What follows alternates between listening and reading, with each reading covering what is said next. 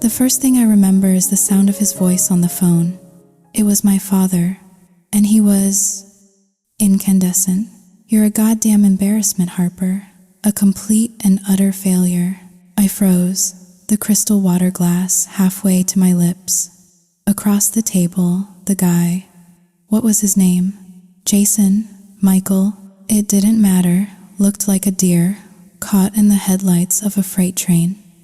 His face had gone pale, his fork clattering softly against the porcelain plate. My father's voice, tinny and furious through the phone speaker, continued its assault. "I set this up, a perfect match. The Sterling family. And you pull this? You're 25 years old, not a rebellious teenager. You need to get married. I need a son-in-law to hand this company over to. Do you understand me? I have only you." "Dad," I started, my own voice barely a whisper. "How can you say that to me? Right now?" "I can and I will. This isn't a game. That young man, Daniel Sterling, he's perfect. Wealthy family, handsome, kind, already a vice president at a major firm. If you marry him..." Click. I hung up. I couldn't listen anymore. The pressure, the constant, suffocating pressure. It was a physical weight on my chest. This was the 5th time this month, the 5th blind date I'd been forced into, the 5th potential business merger disguised as a romantic dinner. I know he thinks he's doing what's best for me, for the family empire. But I'm still young. I don't want a marriage forged in a boardroom. Besides, it's not that I can't find someone. It's that the one person I wanted, the one person who made my heart feel something other than this dull ache, is in love with someone else. And that kind of heartbreak, it doesn't just heal, it leaves you scarred and unwilling to let anyone else get close enough to hurt you again. I pushed my chair back, the legs scraping against the polished floor. The poor guy across from me looked utterly mortified. I'm sorry, I muttered, not even looking at him as I grabbed my purse. I walked out, the chilly New York air hitting my face like a slap. My best friend, Chloe, was waiting in her car, the engine idling. I slid into the passenger seat, the leather cool against my skin. "Take me to the velvet curtain," I said, my voice flat. "Tonight, I need to forget, and you're driving." Chloe glanced at me, her expression a mixture of concern and resignation. She knew that look in my eyes. Bad date? That's one way to put it. Just don't ask. Drive. "My treat tonight, Harper. I can't. I have that design brief due from Mr. Albright in the morning. If it's late, I'm fired. You know how he is." I sighed. Of course. The real world with its responsibilities and consequences. "Fine. Just drop me off then. You can go home." "Wait, you're going to a place like that? Alone?" "Yeah," I said, staring out the window at the blur of city lights. "I am." The bar was a symphony of sin and shadow. Low, pulsing music vibrated through the floor, a physical heartbeat that matched the frantic rhythm in my own chest. Every eye, it seemed, was on me. The girl in the tight black dress, perched on a bar stool, a glass of dark red wine in her hand. My skin felt electric under their gaze, a mix of desire and predatory hunger. The dress clung to every curve, a second skin of defiance. My hair, a cascade of dark waves, fell over my bare shoulders. My lips, painted a defiant crimson, met the rim of the glass. I took a long, slow sip. The wine was bitter, sharp, a beautiful poison that burned a trail down my throat. And for a moment, the fire in my veins was hotter than the pain in my heart. The buzz started at the base of my skull, a welcome numbness that promised oblivion. I didn't care about the whispers, the leering smiles from the packs of men huddled in the dim corners. Let them look. Tonight, I was just a body, a ghost in a black dress, seeking solace in a bottle. Another. I slurred to the bartender, pushing my empty glass forward. But before he could refill it, a hand, large and firm, closed over mine, stopping me. I frowned, my vision slightly blurred, and looked up. A man stood beside me. He took the wine glass from my grasp, setting it down with a quiet finality. In its place, he slid a tall glass of what looked like water with a twist of lime. He smiled, a lazy, confident curve of his lips. "That's a heavy vintage you're on," he said, his voice a low baritone that cut through the club's noise. "Too much of that, and you'll be regretting it. If you're looking to forget, try my cocktail instead. It's a cleaner burn." My head was spinning, but I wasn't drunk enough to miss the predatory glint in his eyes. He was handsome, I'll give him that, but in a way that screamed trouble. His jaw was sharp, his suit was expensive, but it was his eyes. They were too knowing. I felt a prickle of annoyance. I pushed the cocktail glass back towards him. "I don't drink with strangers," I said, my words sharper than I intended. "And I'm not looking for company. Leave me alone." He chuckled, unfazed. "We're only strangers until we're not. And a night like this, it's full of possibilities." He leaned in, his face so close I could smell the expensive cologne on his skin. A scent of sandalwood and arrogance. "Get lost," I said, my voice dripping with ice. He leaned even closer, his breath warm against my cheek. "Why so cold? Beautiful." This was exactly what I didn't need. A persistent, entitled asshole. My mood, already fragile, shattered completely. I reached for my original wine glass, downed the last few drops in one gulp, and stood up, ready to leave. But he was persistent. As I turned, his hand, slick and unwelcome, landed on the small of my back, his fingers pressing into my skin. The music seemed to swell, the flashing lights disorienting me, the air thick with smoke and sweat. His friends, a pack of hyenas in designer shirts, saw his move and let out a collective, encouraging whoop. I looked at them, a wave of pure contempt washing over me. A bunch of overgrown frat boys, jobless heirs to fortunes they didn't earn. I turned my gaze back to the man beside me, my eyes narrowed into slits. "Get your hand off me." The words were quiet, but they carried a weight that made his smug expression falter. He was probably used to women falling at his feet, not fighting back. Humiliation flickered across his face. He snatched his hand back as if he'd been burned and stalked back to his friends, throwing a look of pure disgust over his shoulder. Good riddance. As I swayed on my feet, trying to regain my balance, a waitress appeared at my side. Her eyes raked over me, a sneer twisting her lips. "Miss, you haven't paid your tab." Her voice was laced with judgment. "That'll be $65. I almost laughed. I turned my head slowly, my vision swimming, and looked her dead in the eye. "Do you have any idea who I am?" She was about to retort with some snarky comment when the bar manager, a man I vaguely recognized, rushed over. He whispered something urgent in her ear. Her face went from smug to sheet white in a split second. I'm so sorry, Miss Davenport," she stammered, bowing her head. "I'm new here. I didn't know." The manager stepped in, his voice apologetic. "She's new, Harper.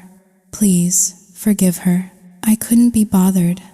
I just waved a dismissive hand. "Whatever. Just do your job." "Yes, of course. Thank you, Miss Davenport." The waitress practically scurried away, relief washing over her face. "Do you need a ride home?" the manager asked, his tone laced with a professional concern that still felt intrusive. "No," I shook my head.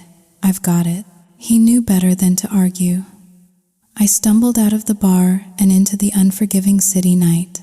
The wine had hit me harder than I expected. The thought of going home, of facing my father, of the inevitable lecture, it was unbearable. No, not home. I hailed a cab and gave the driver the address of the street Regis. "Another late night, Miss Davenport?" the receptionist asked with a polite, practiced smile. She'd seen me like this before, too many times. I offered her a weak, apologetic grin. "One of those nights, Sarah. Can I get a room? And please, don't mention this to my father." "Of course. Your secret's safe with me. You're in room 1010. Need a hand getting up there?" "No, I'm fine. Not that drunk." I took the key card, my hand trembling slightly. Just as I stepped into the elevator, my phone buzzed. It was Chloe. "Hey, where are you? I just finished the brief. Want me to come meet you at the bar?" "No, it's okay. I'm at the hotel. Going to crash here for the night." "Oh, okay. Well, get some sleep then. Knowing you're there and not wandering the streets makes me feel better. Talk to you tomorrow." "Bye, Chloe." I hung up. The elevator doors slid shut, encasing me in a mirrored box. And that's when it hit me. A wave of nausea so intense it buckled my knees. My head started to throb, a violent pounding pain. A strange heat spread through my body, making my skin prickle and itch. Sweat beaded on my forehead. My hands flew to my head, trying to somehow press the pain away. But it only got worse. This wasn't just the wine. This feeling. It was horribly familiar. Oh God, no. The cocktail. The one the asshole at the bar had tried to give me. In my haste and anger, I must have grabbed the wrong glass. His glass. The elevator doors opened, and I stumbled out, my body on fire. I leaned against the wall, trying to find my room. 1010. Itenling Isher. The numbers on the doors were a blurry mess. I finally found it, fumbling with the key card. But before I could even swipe it, the door creaked open on its own. It was unlocked. My brain, clouded by the drug, didn't register the danger. All I wanted was a bathroom, cold water, anything to douse this infernal heat. The room was pitch black. I couldn't find the light switch. I stumbled forward, my hands outstretched, feeling my way through the darkness. Suddenly, I bumped into something solid, something warm. Before I could process what it was, I felt hot breath on my neck. A man's breath, a hand, not gentle, wrapped around my waist, pulling me tight against a hard body. He smelled of whiskey and something else, something deeply familiar, but I couldn't place it. "Elisa." A voice murmured in my ear, thick with sleep and intoxication. "I knew you'd come back. I missed you so much, Eliza." Ordinarily, my mind would have screamed. I would have fought, kicked, clawed my way out of this. But the drug, it had completely taken over. It had turned my limbs to lead and my will to dust. The fire inside me was no longer a warning. It was a raging inferno of pure, desperate need. My body, betrayed by a chemical I never intended to take, was aching for a release I couldn't control. I tried to protest, my voice a weak, breathless gasp. "No, let go of me. This is my room." But he didn't listen. Or maybe he didn't hear. His hands were everywhere, rough and urgent, tearing at the fabric of my dress. He was a man lost in his own drunken fantasy, and I was just a stand-in, a ghost he was calling by another woman's name. The touch was wrong, a violation, but my body responded with a shamelessness that horrified me. The drug was a puppet master, and I was its mindless marionette. He kept whispering her name over and over again, like a prayer. Elisa, don't leave me again. You have to be mine, Eliza. I love you. I'm not Eliza. The thought screamed in my head, a silent, desperate cry that was drowned out by the storm raging through my body. The night dissolved into a blur of heated skin, tangled sheets, and a desperate, violent passion that was not my own. And when it was finally over, when he collapsed beside me, I didn't have a single ounce of strength left. I just closed my eyes and let the darkness claim me. The first conscious thought was pain, a deep, aching soreness that settled into my bones, a brutal reminder of the night before. I kept my eyes squeezed shut, a pathetic attempt to delay the inevitable sunrise and the reality it would bring. If I just lay here in the dark, maybe I could pretend it never happened. Maybe I could just sleep. But then a scent, sharp, foreign, and distinctly masculine, sandalwood and whiskey. It was not my scent. It was not the sterile, anonymous smell of a hotel room. It was the scent of a man. I'm not alone. My eyes flew open. The light filtering through the heavy curtains was gray and unforgiving. It illuminated the disaster of the room, clothes strewn across the floor, and overturned glass on the nightstand. And lying next to me, sleeping with a peacefulness that felt like a personal insult, was a man, a complete and utter stranger. 1 second, 2 seconds, 3. The image burned itself into my brain. His dark hair fanned out against the white pillow, the strong line of his jaw, the bare, muscular shoulder exposed by the rumpled sheets. A scream, raw and guttural, tore from my throat as I scrambled back, pulling the thin sheet up to my chin like a shield. My entire body trembled. 25 years I had guarded my heart. I had waited. I was saving myself for someone I truly loved, for a moment that meant something, and now it was gone. Stolen in a drugged, anonymous haze, the man next to me startled awake, his eyes snapping open. He sat up, running a hand through his messy hair, his face a mask of pure annoyance. He glared at me as if I were the intruder, the unwelcome guest in his bed. "What the hell is your problem?" he grumbled, his voice thick with sleep. Then his expression shifted. The irritation was replaced by a look of cold, dismissive assessment. He thought he knew what this was. He thought he knew who I was. Reaching over to the pants discarded on the floor, he pulled out a thick leather wallet. Without a word, he extracted a wad of cash. Hundreds, it looked like, and threw it onto the bed. The bills fluttered down onto the white sheets around me. "Here," he said, his voice flat and bored. "Take it and get out." The insult landed with the force of a physical blow.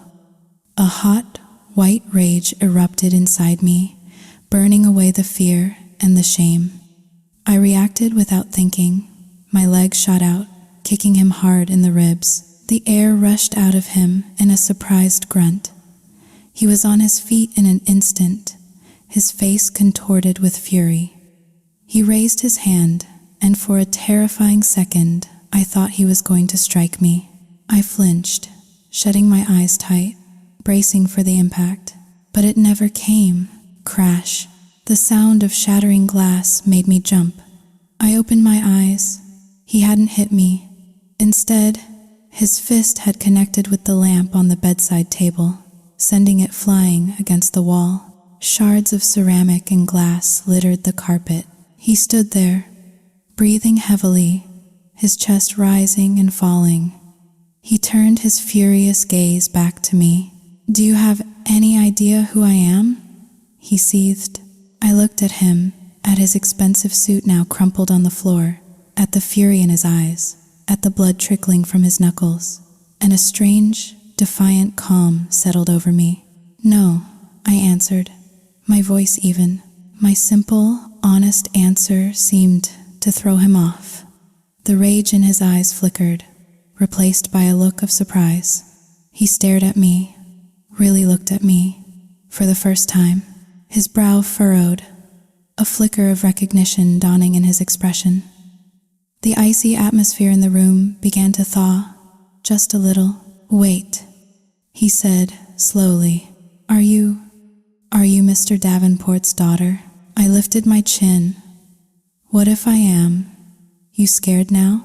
A humorless laugh escaped his lips. He shook his head, a wry, almost bitter smile playing on his lips. "Scared? No.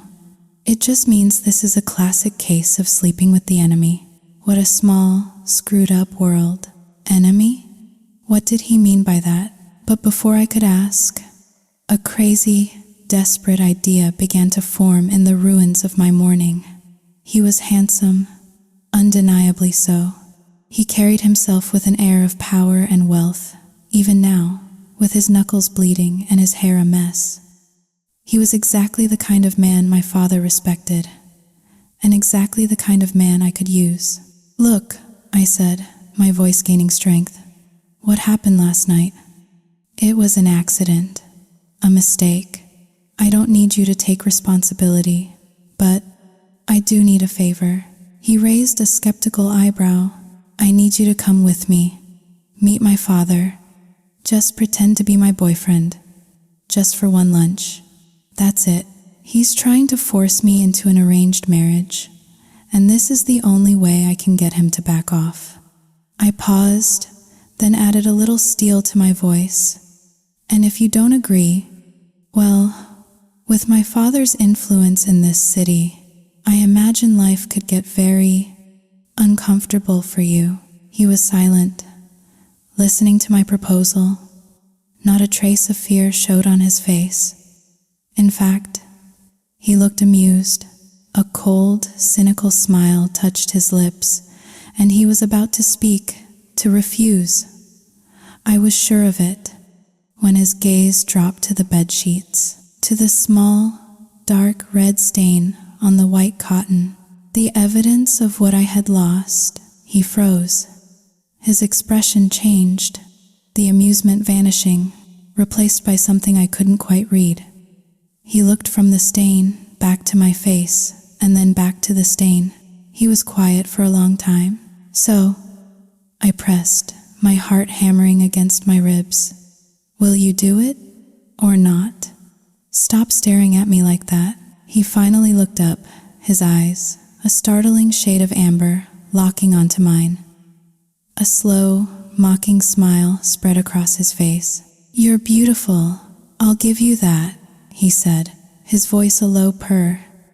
"But aren't you afraid that after he meets me, your father will be even more determined to marry you off?"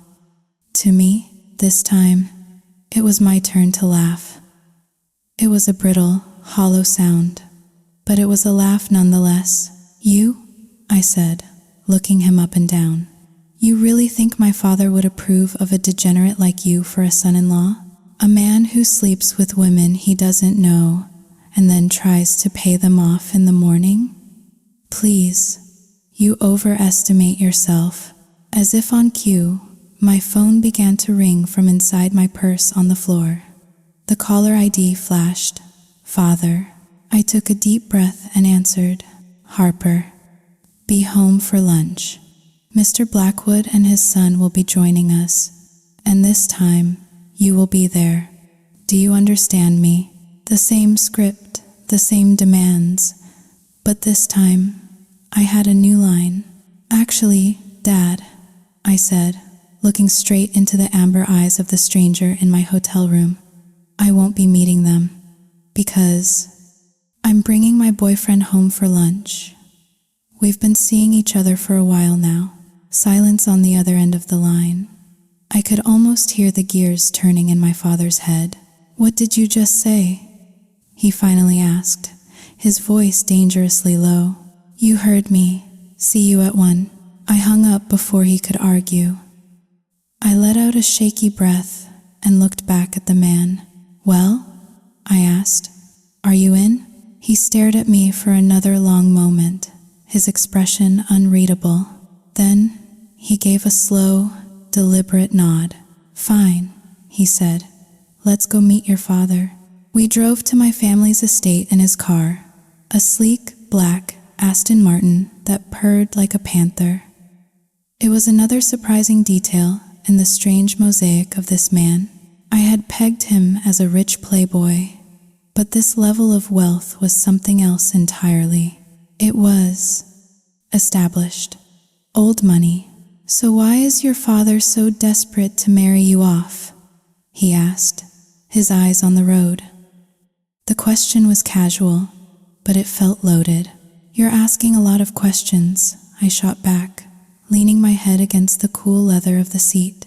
"If it weren't for this ridiculous situation, I wouldn't have had the misfortune of meeting someone like you in the first place." "So, you were running from a blind date?" A smirk played on his lips. "And you accidentally ran into someone much better, didn't you?" "Better? You?" I scoffed. "Please, just drive. You meet my dad, you play your part for 5 minutes, and then you can disappear from my life forever." After that, we fell into a tense silence. I closed my eyes, the exhaustion of the last 12 hours washing over me. I must have drifted off, because the next thing I knew, his voice was gently nudging me awake. "We're here." I blinked my eyes open. We were parked in the long, sweeping driveway of my childhood home. "Okay," I said, straightening up and trying to compose myself. "Get ready, and remember, act natural. You're supposed to be in love with me." I gave him a stern, warning look. He just chuckled, which only infuriated me more. "Are you listening to me? Get your head in the game. My father can smell weakness a mile away." "Don't worry," he said, his amber eyes glinting with a confidence that was both infuriating and, I had to admit, a little reassuring. "I'm more than prepared." "Good." We got out of the car. Just as we approached the grand entrance, the front door swung open. My father stood there, his face a thundercloud. "Harper," he boomed. Then his eyes fell on the man beside me. His expression instantly changed from anger to utter confusion. "Vincent, what are you two doing here, together? Do you know each other?" Before I could even process my father's question, he knew him. My survival instincts kicked in. I reached out, grabbed Vincent's hand, and laced my fingers through his. It was a desperate, theatrical gesture. He flinched in surprise, his eyes wide as he looked down at our joined hands. I shot him a look, a silent plea to just go with it. After a beat, he seemed to understand. His fingers tightened around mine. "Dad," I said, forcing a bright, cheerful smile. "We just got here. This is Vincent, my boyfriend." My father stared at us, dumbfounded. He looked from my face to Vincent's, then back to our intertwined hands.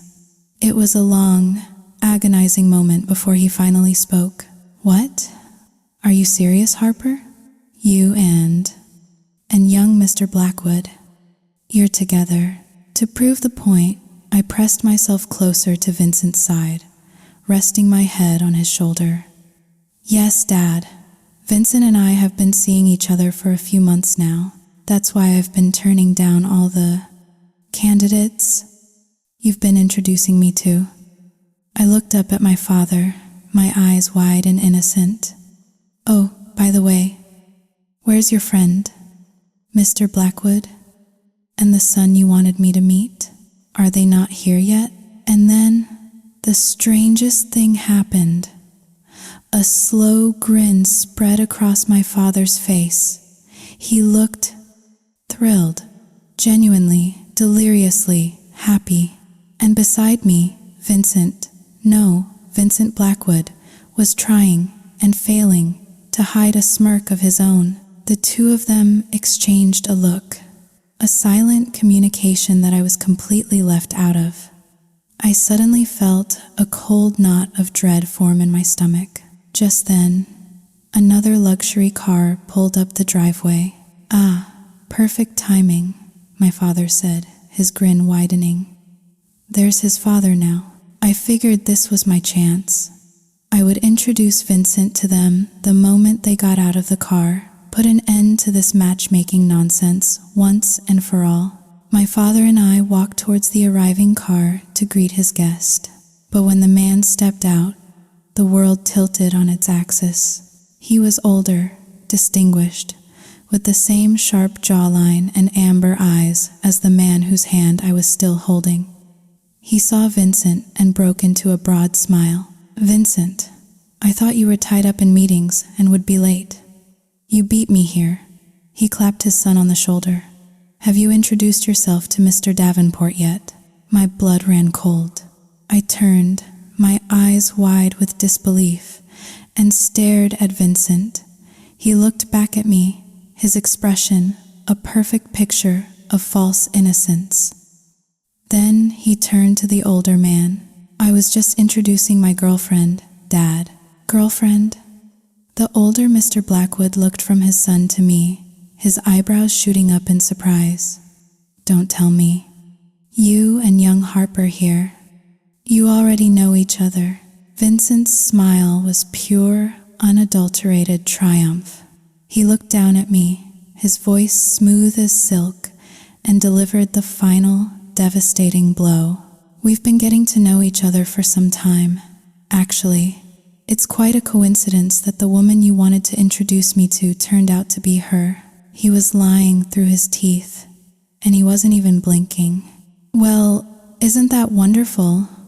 my father boomed, his happiness now making perfect, horrifying sense. "What a fantastic coincidence. Please, both of you, come inside. We have much to discuss." The three of them laughed, a chorus of victory, and I just stood there, frozen. Vincent Blackwood, the man I had dragged here off the street to be my fake boyfriend, was the very man I was supposed to be meeting. He leaned in and pulled out a chair for me at the dining table. I was still in a state of shock, barely able to function. "Thanks," I mumbled, sinking into the seat. He took the chair right next to me. As the household staff began serving an elaborate lunch, the older Mr. Blackwood, my potential father-in-law, I realized with a jolt, smiled warmly at me. "Harper, it's a pleasure to see you again. You've grown into a beautiful young woman." I looked at him, confused. I had no memory of ever meeting him before, but he spoke with such familiarity. Still, there was no denying the family resemblance. He was an older, more weathered version of the man sitting next to me. Handsome, charismatic, radiating power. "Harper, Mr. Blackwood is speaking to you," my father prompted gently. I snapped out of my stupor and offered a polite smile. "It's a pleasure to see you too, sir. My father has told me so much about you. It's an honor to finally meet you in person. Such a charming girl," Mr. Blackwood chuckled. "It's no wonder, the jewel of the Davenport family. Beautiful and well-spoken." The meal was a blur of polite conversation and clinking silverware. I remained mostly silent, my mind reeling. My brilliant plan to derail my father's matchmaking had backfired in the most spectacular way possible. I had intended to find a man my father would disapprove of, to show him I was in control of my own life. Instead, I had walked straight into his trap, hand in hand with the very man he had chosen for me. I glanced at Vincent. He caught my eye and gave me a smug, triumphant smirk. I wanted to kill him. It was all a setup, the blind date, my rebellion, this disastrous morning. It had all led to this. I was a pawn in their game, and the game was far from over. Before the dessert plates were even cleared, my father made the grand announcement. Since we were already a couple, he and Mr. Blackwood had decided to expedite things. We would be officially engaged, and to help our families grow closer, I would be moving into Vincent's house, effective immediately. A wedding would follow shortly after. I object. The words flew out of my mouth before I could stop them. My father's face hardened. He gave me a look that promised dire consequences. If you refuse, Harper, I will freeze every single one of your accounts. You will be cut off completely. I will throw you out of this house with nothing but the clothes on your back. Defeated, humiliated, and trapped, I had no choice but to surrender. I don't even remember Mr. Blackwood leaving. The next thing I knew, my father was practically pushing me out the door and into Vincent's car, a suitcase already packed by the staff waiting in the trunk. As we drove away, the anger I had been suppressing all day finally boiled over. I turned on him, my voice shaking with rage. You knew, didn't you? This was all a setup. You knew who I was from the beginning, and you played me. Vincent kept his eyes on the road, an infuriatingly calm expression on his face. I didn't do anything, he said coolly. You're the one who came up with the brilliant idea for me to pretend to be your boyfriend. But why didn't you tell me? Why didn't you say you were the one I was supposed to meet and ruin the fun? He replied with a smirk. Besides, you could say I was just taking responsibility for what happened last night. The mention of the hotel room sent a hot flush of shame through me. My face felt like it was on fire. I looked away, my voice dropping to a whisper. I don't need you to take responsibility. And if I remember correctly, you were calling out someone else's name. You love someone else. So why did you agree to this?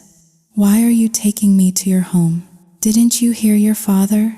He said, his tone mocking. If you didn't agree, you'd be homeless. You should be thanking me. Or would you prefer to live on the street? He had a point. As much as I hated to admit it, he was right. I was trapped. I took a deep breath, my anger deflating into weary resignation. Fine, I said, my voice small, but you don't like me, do you? So just let me stay for a while, until my father changes his mind. I promise I won't get in your way. I'm not ready to get married yet. I still want to have fun. I turned to him, trying to appeal to whatever shred of decency he might have. I even grabbed his arm, shaking it gently. Please, you agree, right? For the first time, he looked at me, and his hard expression softened. He let out an unexpected laugh. Looking at you now, he said, shaking his head. I'm starting to understand why your father wants to lock you down so badly. What on earth did you do to make him want to get you out of his house? I didn't do anything, I protested. You're so annoying. We fell silent again. He continued to drive, and as the city skyline gave way to a more exclusive residential area, the car slowed and pulled up to a stunning modern mansion. It was all glass and steel, a fortress of wealth nestled amongst lush greenery. Even the gates were automated, gliding open silently as we approached. I stared, mesmerized. What do you do for a living to afford a place like this? I asked, genuinely curious. He shot me a sideways glance. What? You thought I was poor? Not poor, exactly. I just figured. This was your father's money. This is my house, he said simply. My parents live elsewhere. Another shock. This man wasn't just living off his family's fortune. He had a fortune of his own, one that was easily on par with my father's. He spoke briefly into an intercom, and I heard him say, "It's fine, George. I've got it." A security guard, I assumed. He got out, retrieved my suitcase from the trunk himself, and opened my door. "Come on," he said, taking my hand. "Let's go home." He led me inside. The interior was just as impressive as the exterior, spacious, minimalist, and impeccably decorated. There were 3 staff members waiting in the foyer. They all greeted him with a respectful, "Good afternoon, Mr. Vincent." Then their eyes fell on me, on our joined hands. I saw the flicker of curiosity, the whispered comments exchanged between them when they thought we weren't looking. I caught snippets. Never brought a woman home before. No matter how many he's seen on the outside, maybe he'll be less cold now. It seemed I was a novelty. Just then, Vincent's phone rang. His expression shifted, becoming serious. He excused himself, heading upstairs. "Take care of her for me," he called back to the staff. He paused on the landing, looking down at me. His gaze softened for a moment, a flicker of something almost gentle. "I'll come find you when I'm done with this call." The staff members exchanged small, knowing smiles. I just felt a strange shiver run down my spine. His sweetness was more unsettling than his arrogance. "Welcome, miss," one of the women, who looked to be the head housekeeper, said with a kind smile. "What is your name?" "Harper," I said, trying to sound polite. "Just Harper. Please don't call me miss. It feels strange." "Of course, Harper. Can we get you anything? Some juice, perhaps?" Their warmth was a welcome relief after the tension of the day. "A glass of orange juice would be lovely, thank you. Not too sweet." "Of course. Please, have a seat in the living room. I'll bring it right out." After a refreshing drink and a long, hot bath that they had prepared for me with rose petals, I started to feel almost human again. The house was quiet, peaceful. Maybe, just maybe, this wouldn't be so bad. They showed me to my room, a beautiful suite with a view of the city. But as the housekeeper left, I saw him, Vincent. He was in a large office down the hall, the door slightly ajar. My curiosity got the better of me. I crept down the hallway, peeking inside. He was leaning back in a large leather chair, rubbing his temples, his eyes fixed on a piece of paper on his desk. After a few seconds, his expression darkened into a scowl. I wondered what could be written on that paper to make him look so angry. Then, without even looking up, he spoke. His voice was cold, sharp, and it sliced through the silence of the house. "Harper Davenport," he said, as if reading from the paper. "Your history is truly something to behold." I froze. How could he know I was there? He hadn't even looked up. But then he called my name again, louder this time, a clear command. "Harper, come in here." I knew I was caught. Taking a deep breath, I pushed the door open and walked in, standing before his massive desk. "What do you want now?" I asked, trying to sound defiant. He finally lifted his head, his amber eyes pinning me in place. The look on his face was one of utter disappointment. He tossed the paper aside. He didn't need to read from it. He had clearly memorized it. Harper Davenport, age 25, only daughter of industrialist Marcus Davenport, number 20 on the Forbes list of the world's wealthiest people. He recited the facts with a cold, detached precision. But his daughter, she has a rather impressive resume of her own. At 15, she was a regular at every high-end bar and nightclub in the city. At 16, arrested for possession of a controlled substance. Hospitalized once for an overdose after partying too hard. Occupation is less than #0. 3# is greater than none. He leaned back, his eyes raking over me, making me feel small and exposed. It was all true. He had dug up my past, all my mistakes, all my shame. But he didn't know the stories behind the headlines. He didn't know the pain that had driven me to those dark places. "You had me investigated?" I whispered, my voice trembling. He let out a short, harsh laugh. "I thought the daughter of Marcus Davenport would be pristine, innocent, pure. But when your father was so desperate to marry you off, I knew I had to be missing something." He gestured vaguely at the paper on his desk, and I was right. "Your history is more shocking than I could have imagined." "It's none of your business," I snapped, turning to leave. I couldn't stand the judgment in his eyes for another second. I didn't need to explain myself to him. I didn't owe him anything. I stormed out, leaving him alone in his office, and went downstairs, determined to forget the contempt I had just seen on his face. Downstairs, the atmosphere had shifted. The staff were gathered in the living room, watching a movie, their laughter echoing softly through the large space. When they saw me, they initially seemed hesitant, keeping a respectful distance. But when I smiled, sat down on the floor with them, and started chatting, they quickly relaxed. Forgetting the infuriating man upstairs, I found myself genuinely enjoying their company. We shared a bowl of popcorn, laughed at the cheesy rom-com on the screen, and for the first time in a long time, I felt a sense of normalcy, of simple, uncomplicated connection.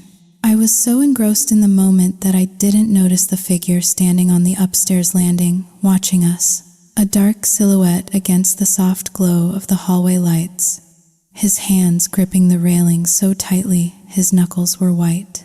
His voice, when it came, was a thunderclap in the quiet room. "Is everyone here paid to be lazy? Or is my workload for you simply too light?" The cheerful atmosphere evaporated in an instant. The 3 staff members went pale. The television was snapped off, plunging the room into near silence. They scrambled to their feet, heads bowed. "We're sorry, Mr. Vincent," the housekeeper stammered, her voice trembling. "We know our mistake." Of course they did. They understood the unspoken threat in his words.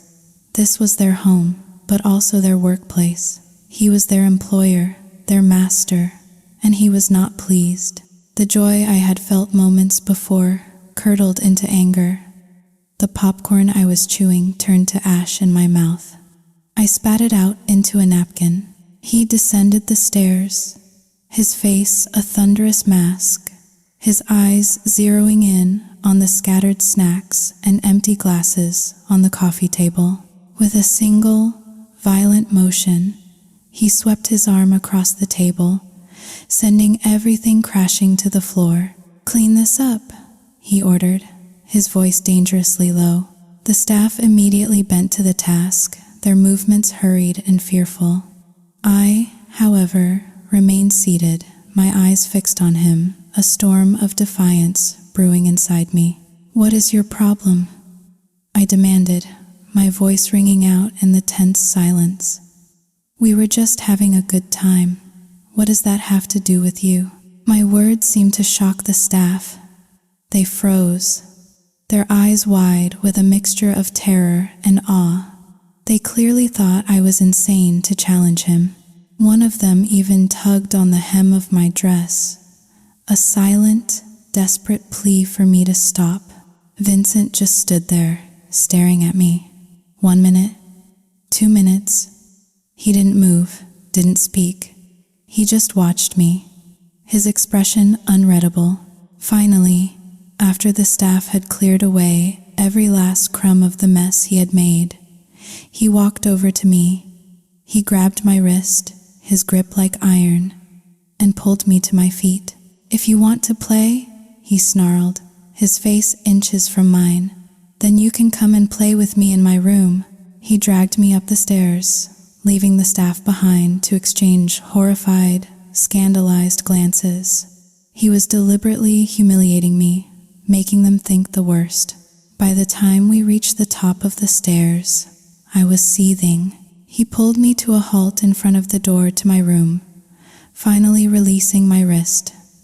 His face was a grim, unyielding mask. "This is your room," he said, his voice flat. "Unpack your things." He was ordering me around again, like I was a child, like I was his property. "Why don't you have one of your servants do it for me?" I shot back. "I've never had to do it myself." "Then it's time you learned," he said, his voice cold.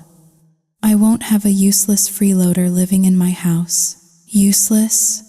Freeloader? The words stung. He turned and walked away before I could retort. Furious, I stomped into the room, yanked open my suitcase, and started haphazardly stuffing my clothes into the dresser. He stood in the doorway, his arms crossed, watching me with a critical eye. His gaze paused on the stash of candy and snacks my father's housekeeper had lovingly packed for me. "The Candy Princess, I presume?" he asked, his voice dripping with sarcasm. I glared at him over my shoulder. "So what? Are you going to ban me from eating candy now too?" "You'd have to sew my mouth shut to stop me." A genuine, startling laugh escaped him. "Just unpack. When you're done, come to my room." He didn't wait for an answer, just turned and disappeared into his office across the hall, leaving me to wonder what new torment he had in store for me. A part of me wanted to defy him, to lock myself in my room and ignore his summons. But another part, the curious, self-destructive part, needed to know what he wanted. When I finally finished, I walked across the hall and into his office. He was sitting on the edge of his desk, waiting for me. He gestured to the large, leather sofa. "Sit." I sat, my back ramrod straight, my hands clenched into fists in my lap. He looked at me, his face serious, all traces of his earlier anger gone. "Harper," he began, his voice surprisingly gentle. "When you were 18, you were hospitalized. Was it because of a drug overdose?" The question was a punch to the gut. The memory, buried for so long, clawed its way to the surface. My body began to tremble, an involuntary reaction I couldn't control. I dug my nails into the palms of my hands, trying to ground myself in the present, trying to keep the past at bay. I took a deep, shuddering breath. "Yes," I said, my voice flat and emotionless. It was the only way I could get the words out. "I took too many pills. I almost died. That's when the police caught me. And after you got out of the hospital, you kept using," he sounded. Not judgmental, but genuinely curious. "Weren't you afraid?" "If I was afraid, I wouldn't have done it," I said, my voice hard. "And what does it matter to you, anyway?" I didn't offer any excuses, any explanations. I didn't try to make him understand. In front of him, I chose the path of defiance, of unapologetic rebellion. It was easier than showing him the scared, broken girl I had been. He seemed to accept my answer, or perhaps he was just tired of me, tired of the mess I had made of my life. After a long silence, he spoke again, his voice soft but firm. "From now on, I don't want you living that life anymore. No more bars, no more clubs, no more substances. If you disobey me, I promise you I will not be lenient." I wanted to scream at him, to demand to know what right he had to control me. Who did he think he was? My father? My keeper? But then a thought occurred to me. Most of the high-end clubs in this city, the ones I frequented, they were owned by my father's company, and my father had just handed over the reins of his empire too. If I defied Vincent, I would be defying the new king, and the king could have me barred from my own kingdom. The person who would lose the most, is less than #0. 3# is greater than would be me. Fine, I said. The word tasting like defeat. I stood up and walked out of his office, back to my room, leaving him sitting there in the semi-darkness. I didn't care what he thought of me. I had no intention of marrying him, of spending my life with him. This was all just a temporary arrangement. Still, to have someone dig up your past, to have them see all your darkest secrets laid bare, it was a violation, a discomfort that settled deep in my bones. I locked my door, a futile gesture of defiance in a house that was now my prison. I collapsed onto the enormous bed. I was used to sleeping in strange places. Hotel rooms had been my refuge for years. But tonight felt different. The sheets felt cold, the silence of the house oppressive. I tossed and turned for hours, my mind a whirlwind of anger and confusion. Finally, exhaustion began to claim me. My eyelids grew heavy, and I started to drift into the murky depths of sleep. And that's when the nightmare began. I was in a dark, crowded room. The air was thick with smoke and the stench of stale beer. Strange men surrounded me, their faces twisted into grotesque leers. They were shouting, laughing, forcing me to dance. I refused. I screamed. But they just closed in, their hands grabbing at me, holding me down. Someone forced a pill into my mouth. I fought. I struggled, but they were too strong. They laughed harder, a cruel, mocking sound that echoed in my ears. They tore at my clothes, ripping the fabric until I was exposed, vulnerable. They tied me to a chair with rough, coarse ropes, my arms and legs bound so tightly I couldn't move. I was helpless, terrified, my screams swallowed by the deafening music. I woke up with a strangled cry, bolting upright in bed. My body was drenched in sweat, my heart hammering against my ribs like a trapped bird. I looked around the dark, silent room, my breath coming in ragged gasps. It was just a dream, a dream. Suddenly, my bedroom door burst open with a loud crack. Vincent stood there, his chest heaving, his eyes wide with alarm. He must have heard me scream. He saw me huddled on the bed, my arms wrapped around myself, my body shaking uncontrollably. Without a word, he crossed the room in 3 long strides. He sat on the edge of the bed and pulled me into his arms. He held me tight, his embrace strong and solid, a human anchor in the terrifying sea of my memories. "It's okay," he murmured, his voice a low, soothing rumble against my ear. "You're okay. It was just a dream." I trembled in his arms, the phantom ropes still feeling tight around my wrists. This nightmare, it came back every few months, a brutal reminder of the ugliest moment of my life. A moment of shame and violation that a man I trusted had inflicted upon me. In his arms, my heart pounded a frantic, terrified rhythm. Even with his comfort, the fear wouldn't recede. My face was pale, my eyes bloodshot, my body slick with a cold sweat. "The pills," I whispered, my voice hoarse. "In my suitcase." He let go of me instantly. He rushed to the closet, flinging the doors open and rummaging through my things until he found it. A small, unlabeled bottle of prescription tranquilizers. He returned with the pills and a glass of water, his movements quick and efficient. I took the pill, my hands shaking so badly he had to hold the glass to my lips. 10 minutes later, the drug began to work its magic. The trembling subsided, the frantic beating of my heart slowed to a dull throb. He gently laid me back down on the pillows. I was exhausted, the fear and the adrenaline leaving me completely drained. I closed my eyes, letting the medicated haze pull me under. Just as I was about to drift off, I heard his voice, a worried whisper in the dark. I felt the feather-light touch of his fingers as he brushed a stray strand of hair from my forehead. "Harper?" he murmured, his voice filled with a strange, aching sadness.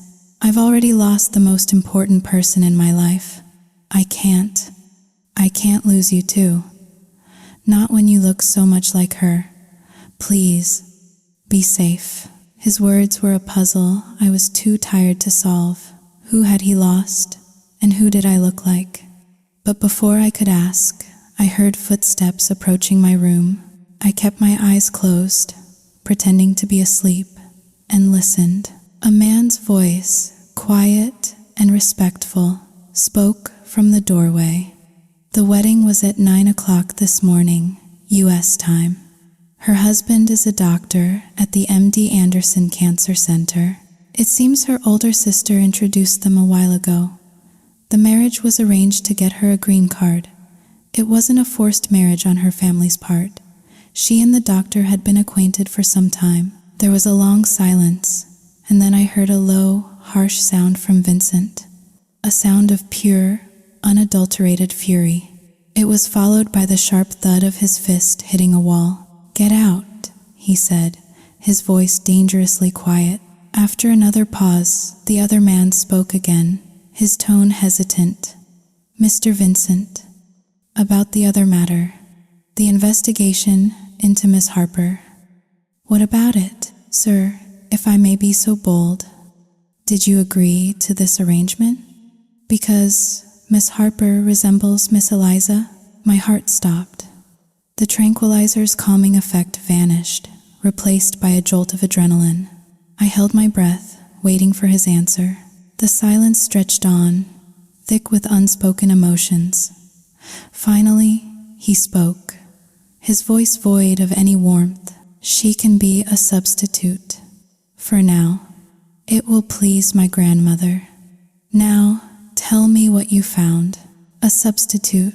The words were a knife in my chest. "Sir," the man continued, his voice all business now. "According to my investigation, a few years ago, Miss Harper was involved in a major incident after leaving a nightclub. Since then, she has had significant psychological issues. The accident seems to have caused severe trauma, which is why she requires a mild, custom-prescribed sedative to sleep. Without it, she relives the event and is at risk of self-harm, or worse, seeking out her attackers." "What was the accident?" Vincent's voice was sharp. "And who caused it?" "That's the problem, sir. I've tried to dig deeper, but all the relevant data, police reports, hospital records, they've all been scrubbed, wiped clean." "What about her medical file at the hospital?" "Destroyed, sir." Another long silence. "Leave me," Vincent finally said. The man left, his footsteps receding down the hall. The days that followed were a blur of suffocating quiet. After Vincent's outburst, the staff, while still polite, kept their distance. They were afraid of him, and by extension, they were afraid of me. I was trapped in that beautiful, sterile house, a prisoner in a gilded cage. My life was governed by a new set of rules, all laid out by him. 1. I was not to leave the house without his permission and his presence, which meant I was not to leave the house at all. 2. No stimulants, no coffee, no alcohol, nothing that could alter my state of mind. 3. No excessive snacking, especially sweets. It was unhealthy, he said, and would make it difficult to fit into a wedding dress. The mention of a wedding dress was a cruel, casual reminder of my fate. 4. If he wasn't home at night, the housekeeper was to stay in the room next to mine, to monitor me, to make sure I didn't have another episode. I felt like an inmate on lockdown, but I had to admit, a small part of me was grateful. Since the night of the nightmare, he had been gentler, still cold, still distant, but there was a new undercurrent of concern in his actions. He brought me my medication every night without fail. He made sure I ate, even when I had no appetite. It was a kindness born of guilt, I told myself. A kindness rooted in my resemblance to this mysterious Eliza. Day after day, I stared at the four walls of my room, the boredom a physical ache. Then, I got the call from Chloe, the call that changed everything. Harper, where have you been? Are you enjoying married life? Did you forget your best friend now that you've bagged a billionaire? I'm not married, I mumbled. What's up? I have big news, she said, her voice dropping to a conspiratorial whisper. Guess who's back in town? My heart started to pound. Who? Khan. He's been spotted at the Velvet Curtain a few times, asking about you. He was with some other guy I didn't recognize. Hien. The name was a lit match dropped into a pool of gasoline. My head exploded with pain. The old trauma, the one I tried so hard to suppress, rose up, a monster from the deep. I dug my nails into my arm. The sharp sting of it, the only thing keeping me grounded, the only thing stopping the scream from escaping my lips. I have to go, I stammered, and hung up the phone. The nightmare was back, but this time, I was wide awake. The images flashed behind my eyes, vivid and terrifying. My head throbbed, a familiar, agonizing rhythm. Just then, the door opened. It was Vincent. He took one look at my face and immediately went to my vanity, retrieving the bottle of pills. He came towards me with a glass of water, his face grim. "Drink this," he commanded. "I'm fine," I said, trying to push his hand away. "I don't need it." "Are you trying to turn me into a zombie? Just take it, Harper. You're not okay." He was insistent, forcing the pill into my mouth, making me drink. I swallowed it, defeated. I lay down, pretending to fall asleep. An hour later, when he was sure I was under, he made a phone call. It was to my father. "Mr. Davenport," he said, his voice low.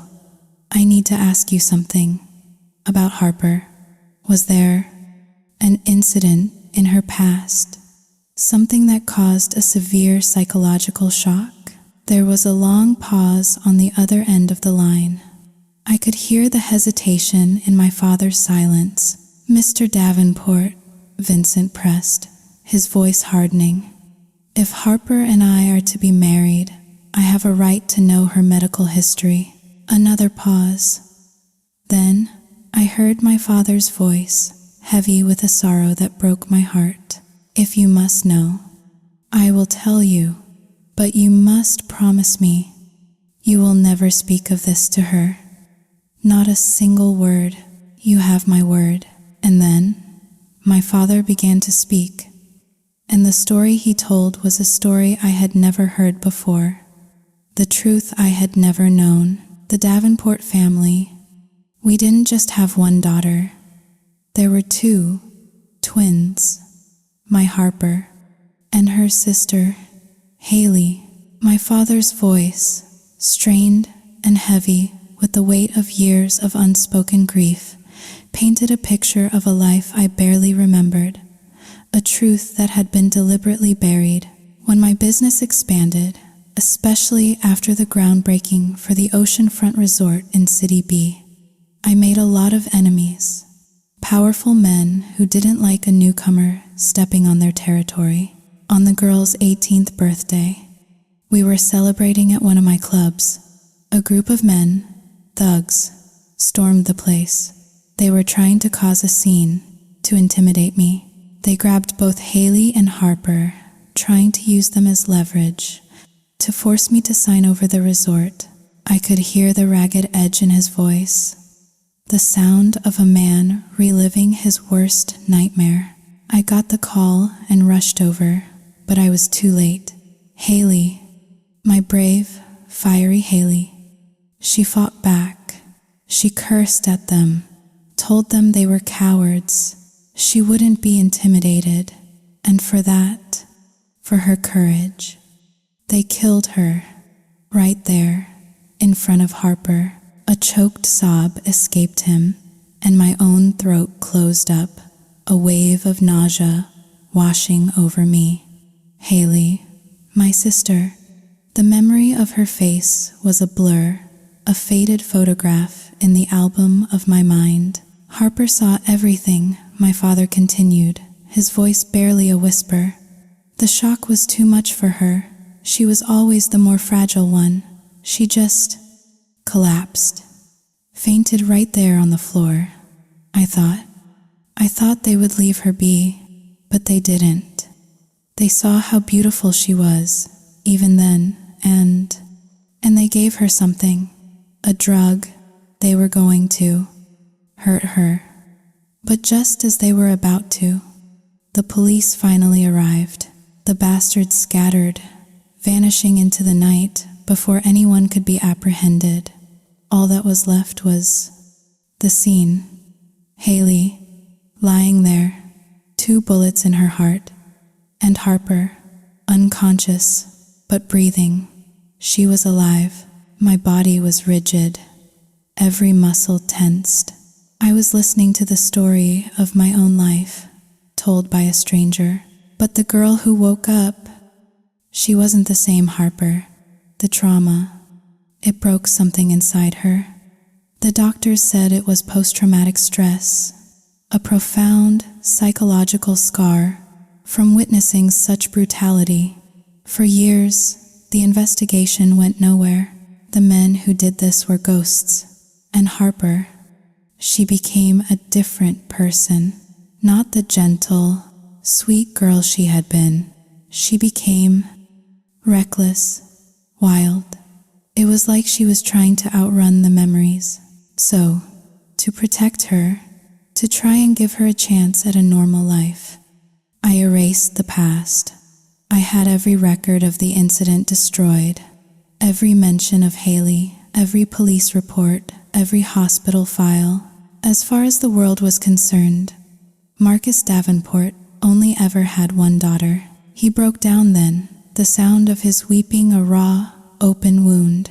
He hung up the phone, unable to continue, and I lay there, in the darkness, the missing pieces of my life clicking into place with horrifying clarity.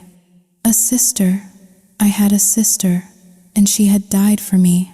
After my father hung up, the room was silent for a long, long time. I could feel Vincent's eyes on me, even with my own shut tight. Finally, I heard him pick up his own phone. His voice, when he spoke, was cold and hard as granite. I want you to investigate an incident at Club X 7 years ago. 2 sisters, twins, were attacked. I also want a list of every person involved in the bidding for the Oceanfront Resort project in City B that same year. I want every name on my desk in 2 days. The following days were a slow, agonizing crawl.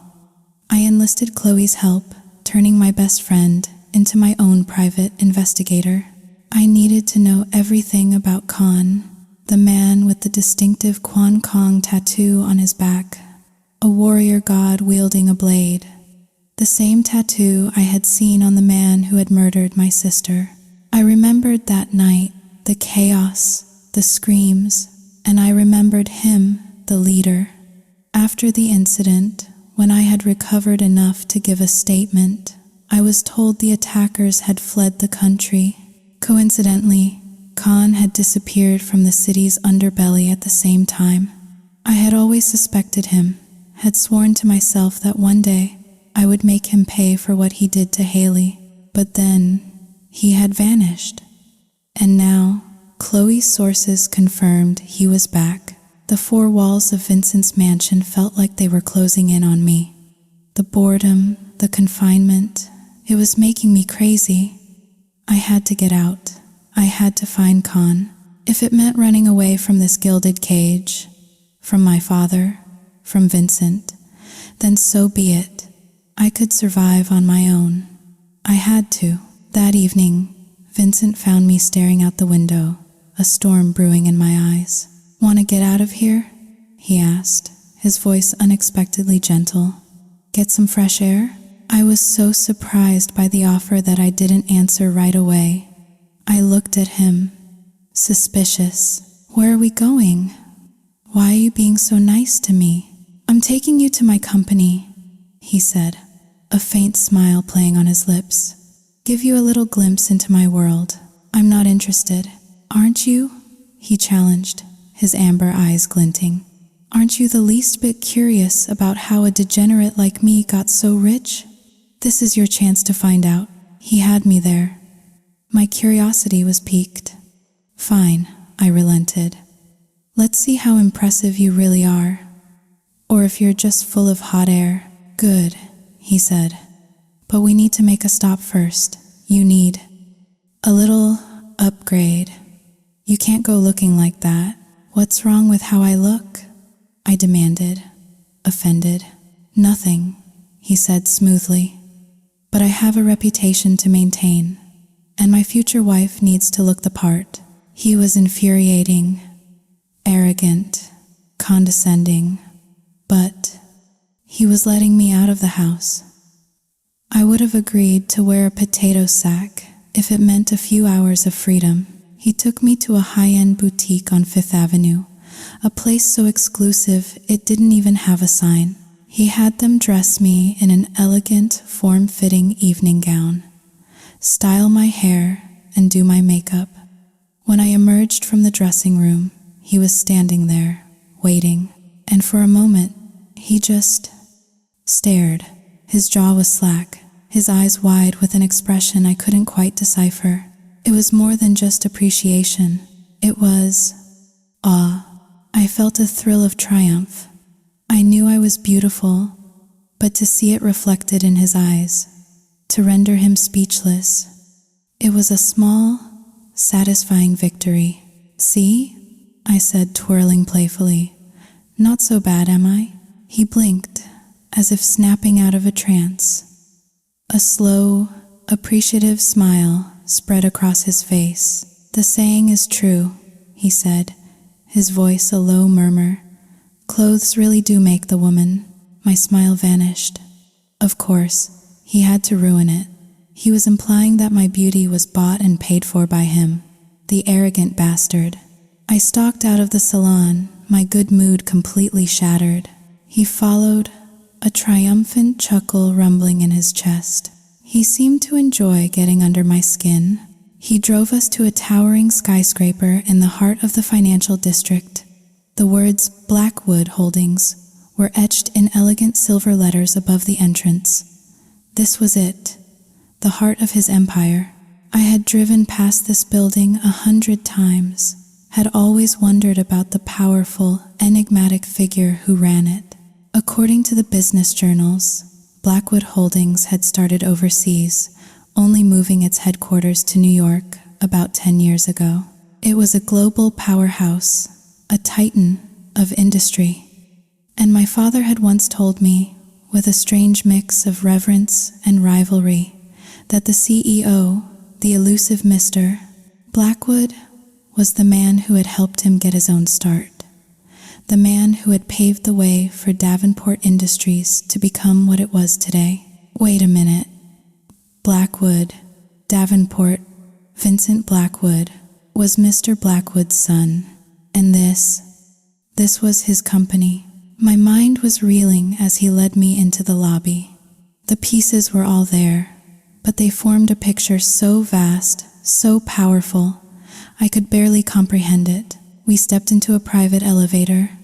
As the doors slid shut, a woman with a sleek blonde bob and a perfectly tailored suit stepped in front of us, blocking our path. She was stunning, a model straight out of a magazine, but her smile, which was clearly meant for Vincent, froze when she saw me. When she saw his hand resting possessively on the small of my back. "Mr. Vincent," she said, her voice a little too bright, "you have 3 resumes from HR that need your signature, and Mr. Huang is waiting for you in your office." "I'm aware, Jessica," Vincent said, his tone dismissive. "Bring the files to my office. I'll sign them later, and bring 2 coffees and 1 orange juice." He steered me past her, leaving her standing there, a look of wounded pride on her beautiful face. Her eyes followed me, and if looks could kill, I would have been dead on the spot. As the elevator ascended, I snuck a glance at the man beside me. He was dressed in a perfectly tailored navy blue suit that accentuated his athletic build. He exuded an aura of power and confidence that was almost overwhelming.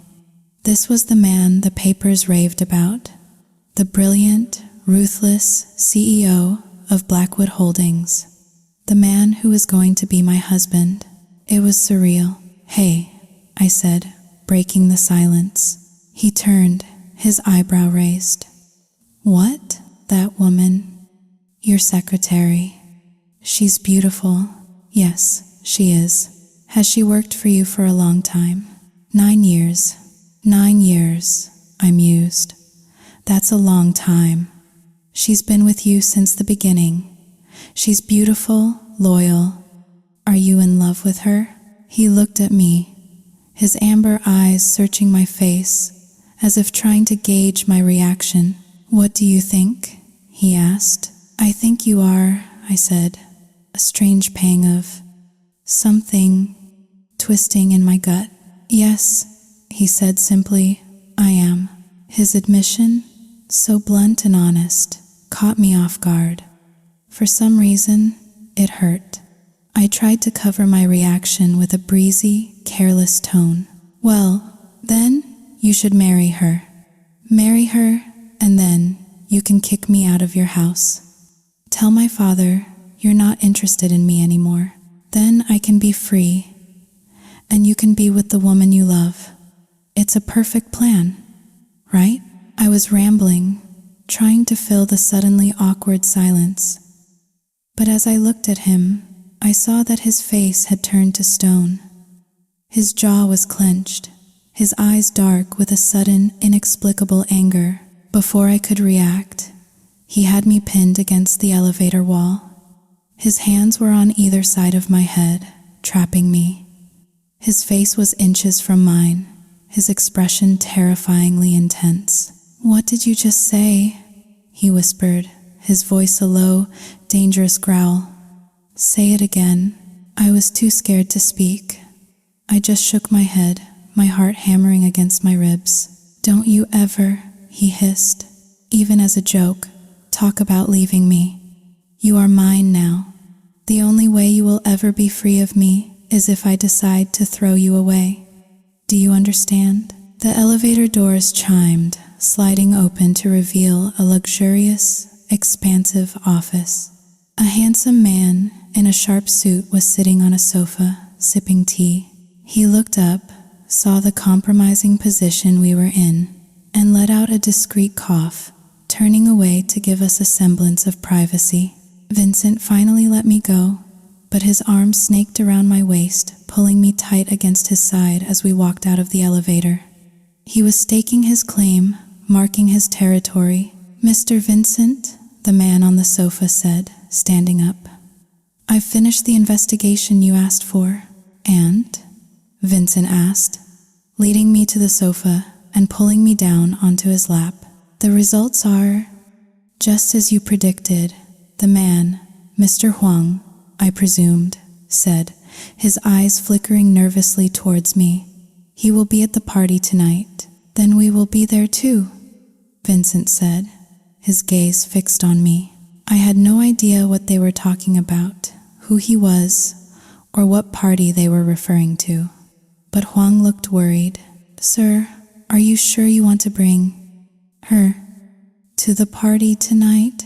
Are you not afraid of what might happen? Vincent just smiled, a cold, predatory smile. He took a sip of his tea, his eyes never leaving my face. Don't worry, Huang, he said, his voice a low, chilling purr.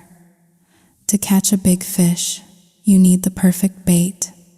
And she is perfect, bait. He had called me bait. The word echoed in my ears, a cold, hard reminder of what I was to him.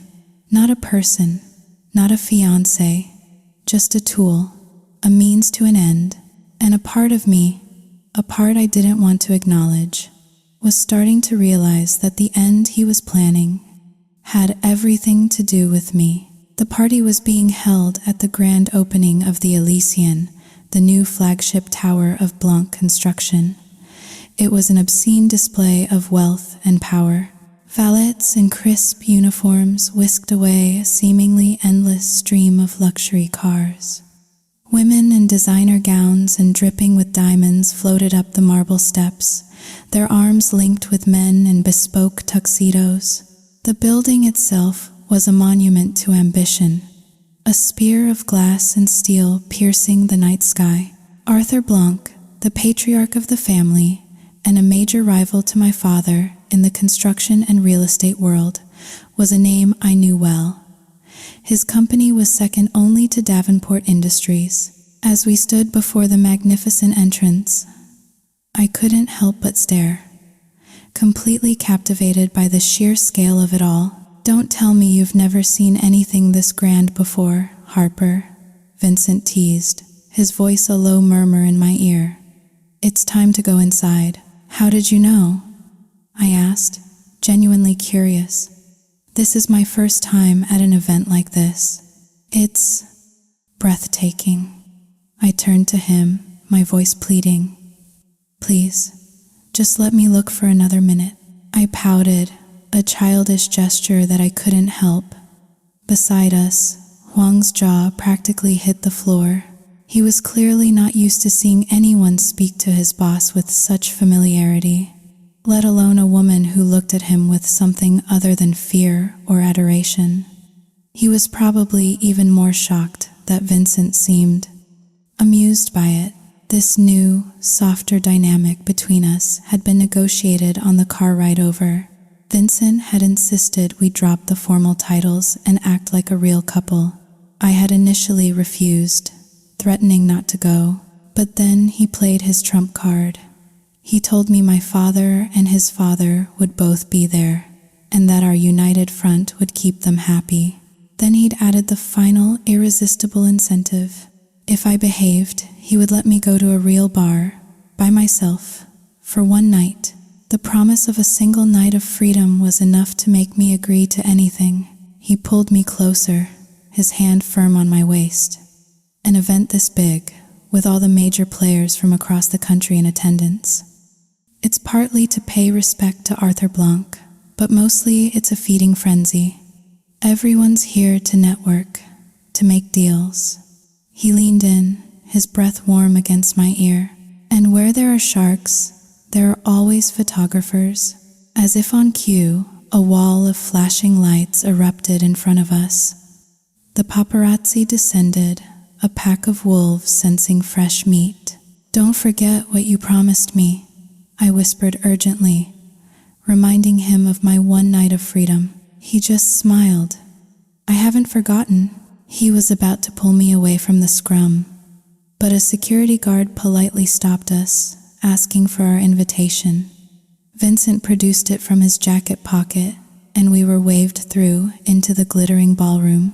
The space was cavernous, with crystal chandeliers the size of small cars hanging from the impossibly high ceiling. An orchestra played softly in the corner. I had just started to take it all in when the reporters found us again, their cameras flashing, their questions flying like bullets. "Miss Davenport, it's been a long time since you've made a public appearance. Are you here with Mr. Blackwood? Harper, there are rumors that you and the Blackwood family are in talks. Is this a business arrangement?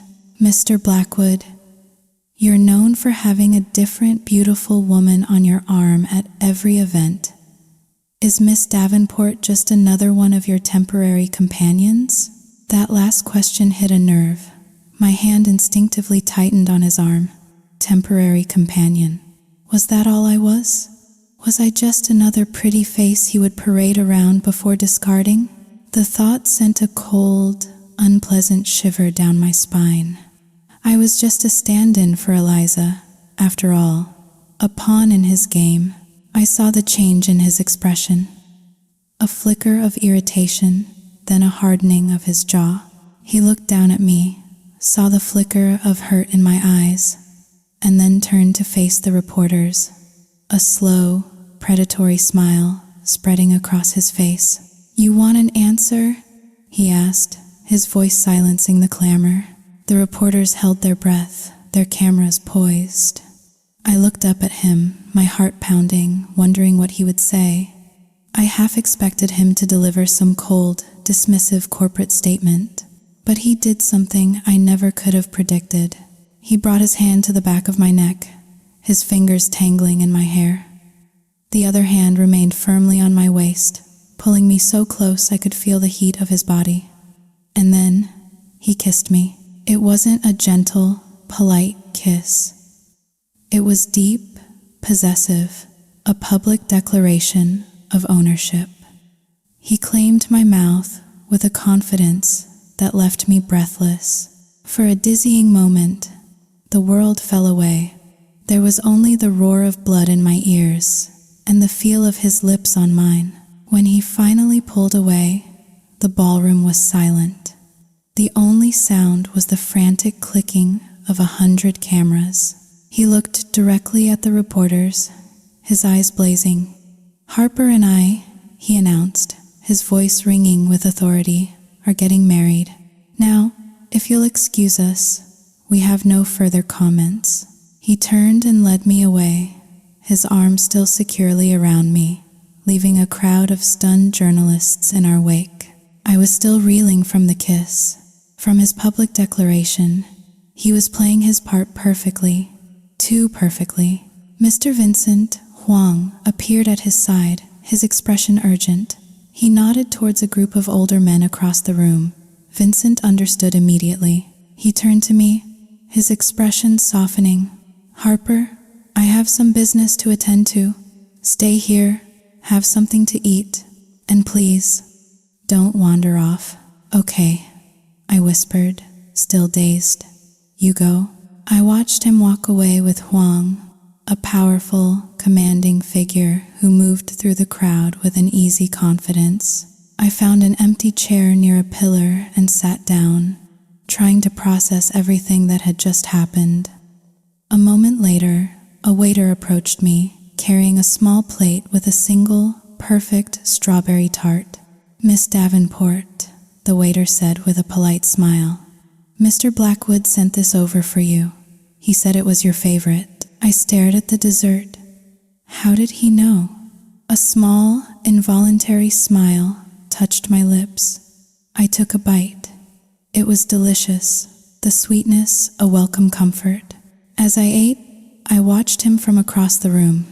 He was deep in conversation, but he glanced over at me, and when our eyes met, he smiled, a genuine, warm smile. And in that moment, I realized with a jolt that this cold, ruthless businessman could also be surprisingly thoughtful. "Excuse me, are you Harper Davenport?" The voice was sharp, dripping with disdain. I looked up. A woman stood before me, her beauty as striking as her hostile expression. She was the one I had seen earlier, standing at the corner of the room, her eyes burning holes into my back. I recognized her from the society pages.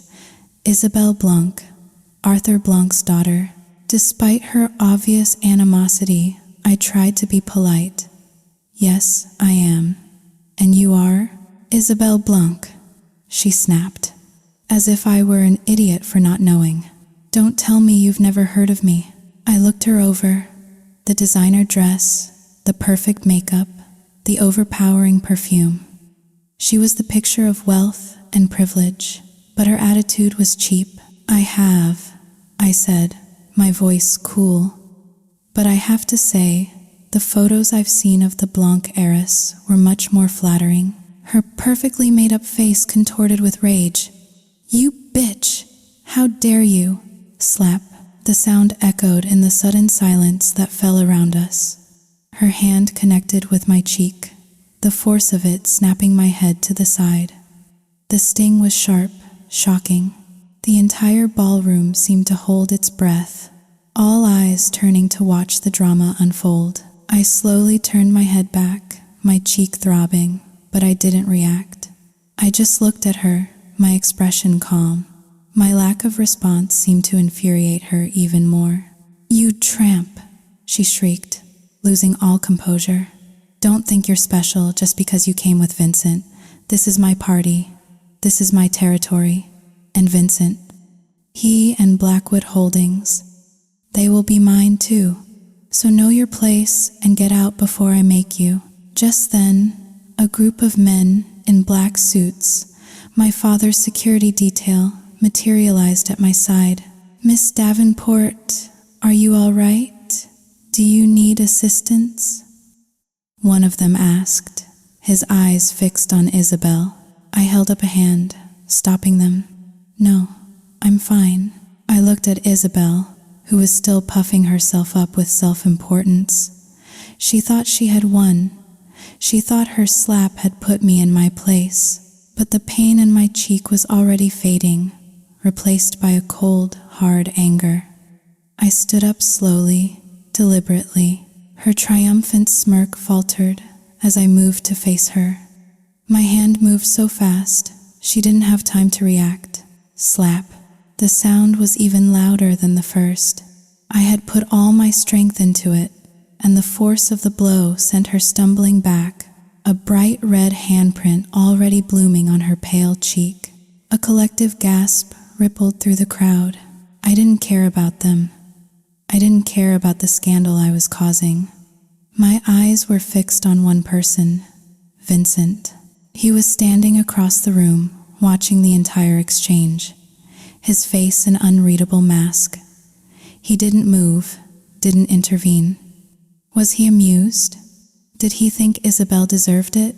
Or was he simply unwilling to get involved in such a messy, public spectacle? His silence was a puzzle, and for some reason, his opinion was the only one that mattered. "Does it hurt?" I asked Isabel, my voice dangerously sweet. She clutched her cheek, her eyes wide with disbelief and fury. You crazy bitch, you hit me. Do you know who I am? Do you have a death wish?" I laughed.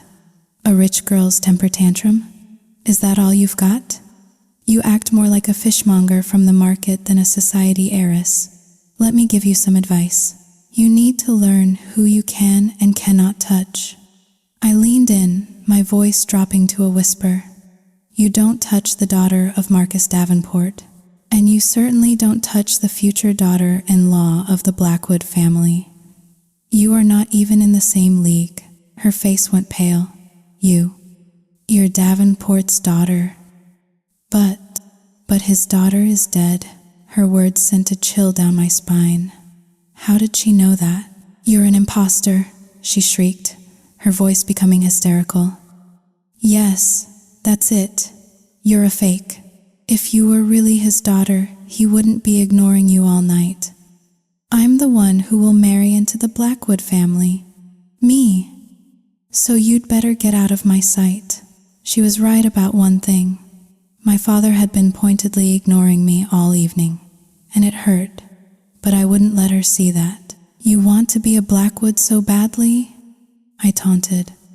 "Then tell me, Isabel, why did your future husband bring me here tonight as his date?" She was cornered, speechless, her eyes burning with a helpless rage. I was about to deliver another verbal blow when her demeanor suddenly shifted. She saw me take a step towards her, and she flinched, throwing her hands up to her head as if to ward off a blow. "Don't touch me," she screamed, her eyes wide with a strange primal fear. "Don't get revenge on me. I didn't hurt you." Her reaction was bizarre, completely out of proportion. Before I could process what was happening, she lunged at me, pushing me with all her might. I was caught off guard, stumbling backward and falling hard onto the cold marble floor. My arm scraped against the ground, a sharp, searing pain shooting up to my elbow. Isabel stood over me, her body trembling, her eyes filled with a terror that seemed directed not at me, but at some phantom only she could see. "Miss Davenport, are you okay?" People rushed to my side, helping me up. Vincent was there in an instant.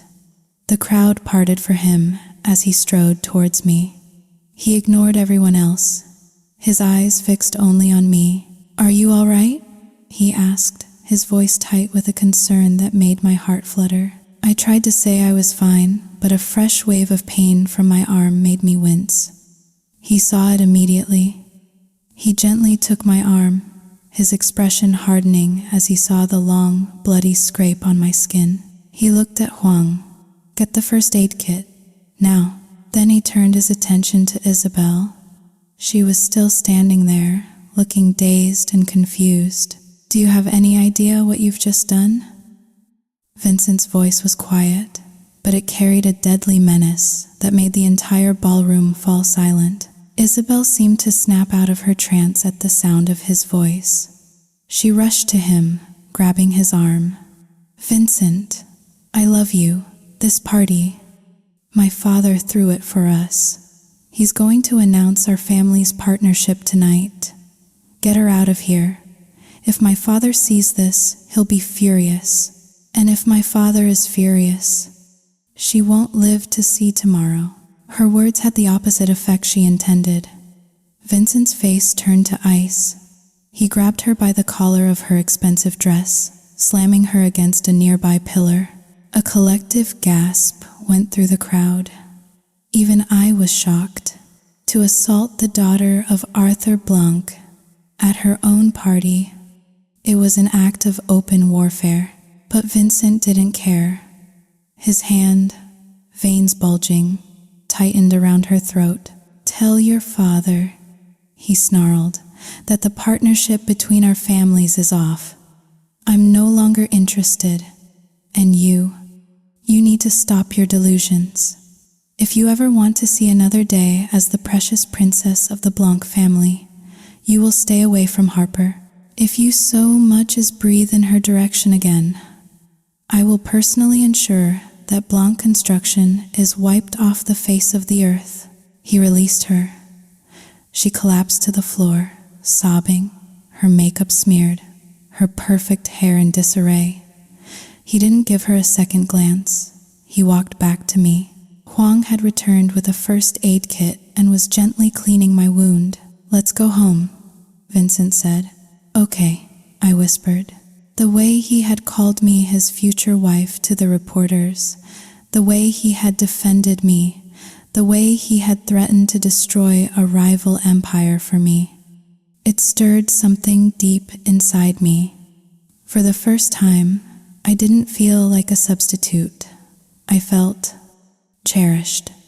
He smiled, a small, relieved smile, and then scooped me up into his arms, carrying me as if I were the most precious thing in the world. As he carried me out of the ballroom, I glanced over at the table where my father and Mr. Blackwood were sitting. They were both watching us, broad smiles on their faces. The sight infuriated me. My father had just sat there and watched me get assaulted, and he was happy.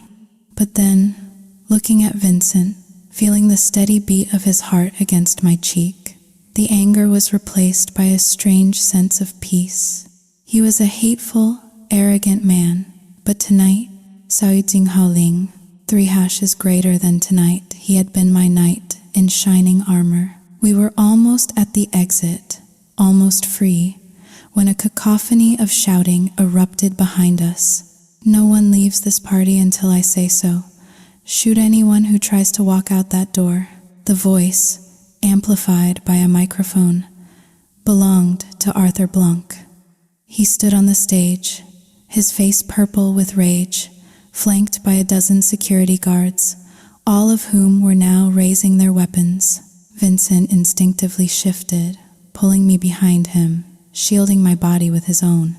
My heart leaped into my throat, but his protective gesture, so automatic and selfless, sent a wave of warmth through me, chasing away the fear. And then, another voice cut through the tension, cold and deadly. "Anyone who dares to touch a single hair on the head of a Davenport will not live to see the sunrise. It was my father. He was standing near the stage, a pistol held steady in his hand, the barrel aimed directly at Arthur Blanc's head. The microphone fell from Blanc's hand, clattering onto the floor. His face went white. "Marcus, that girl, she's your daughter? But I thought she died." "Haley is dead," my father said, his voice raw with a pain that was 7 years old but still fresh. "That is Harper.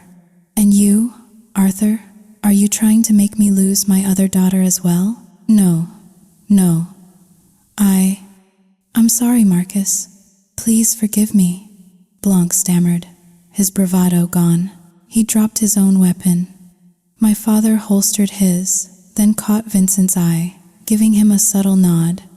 It was the signal. "Get her out of here." Vincent didn't hesitate.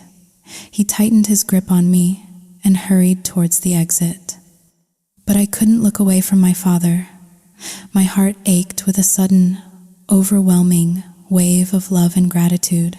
All this time, I had thought he was cold, that he cared more about his business than about me. But I was wrong. In my moment of greatest danger, he was the one who had stood up for me, ready to kill, to protect me. I was, and always had been, his daughter. A month passed.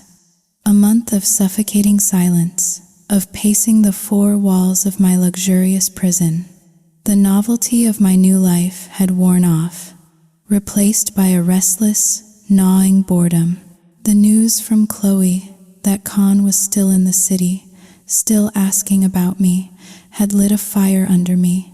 I had to get out. I had to find him.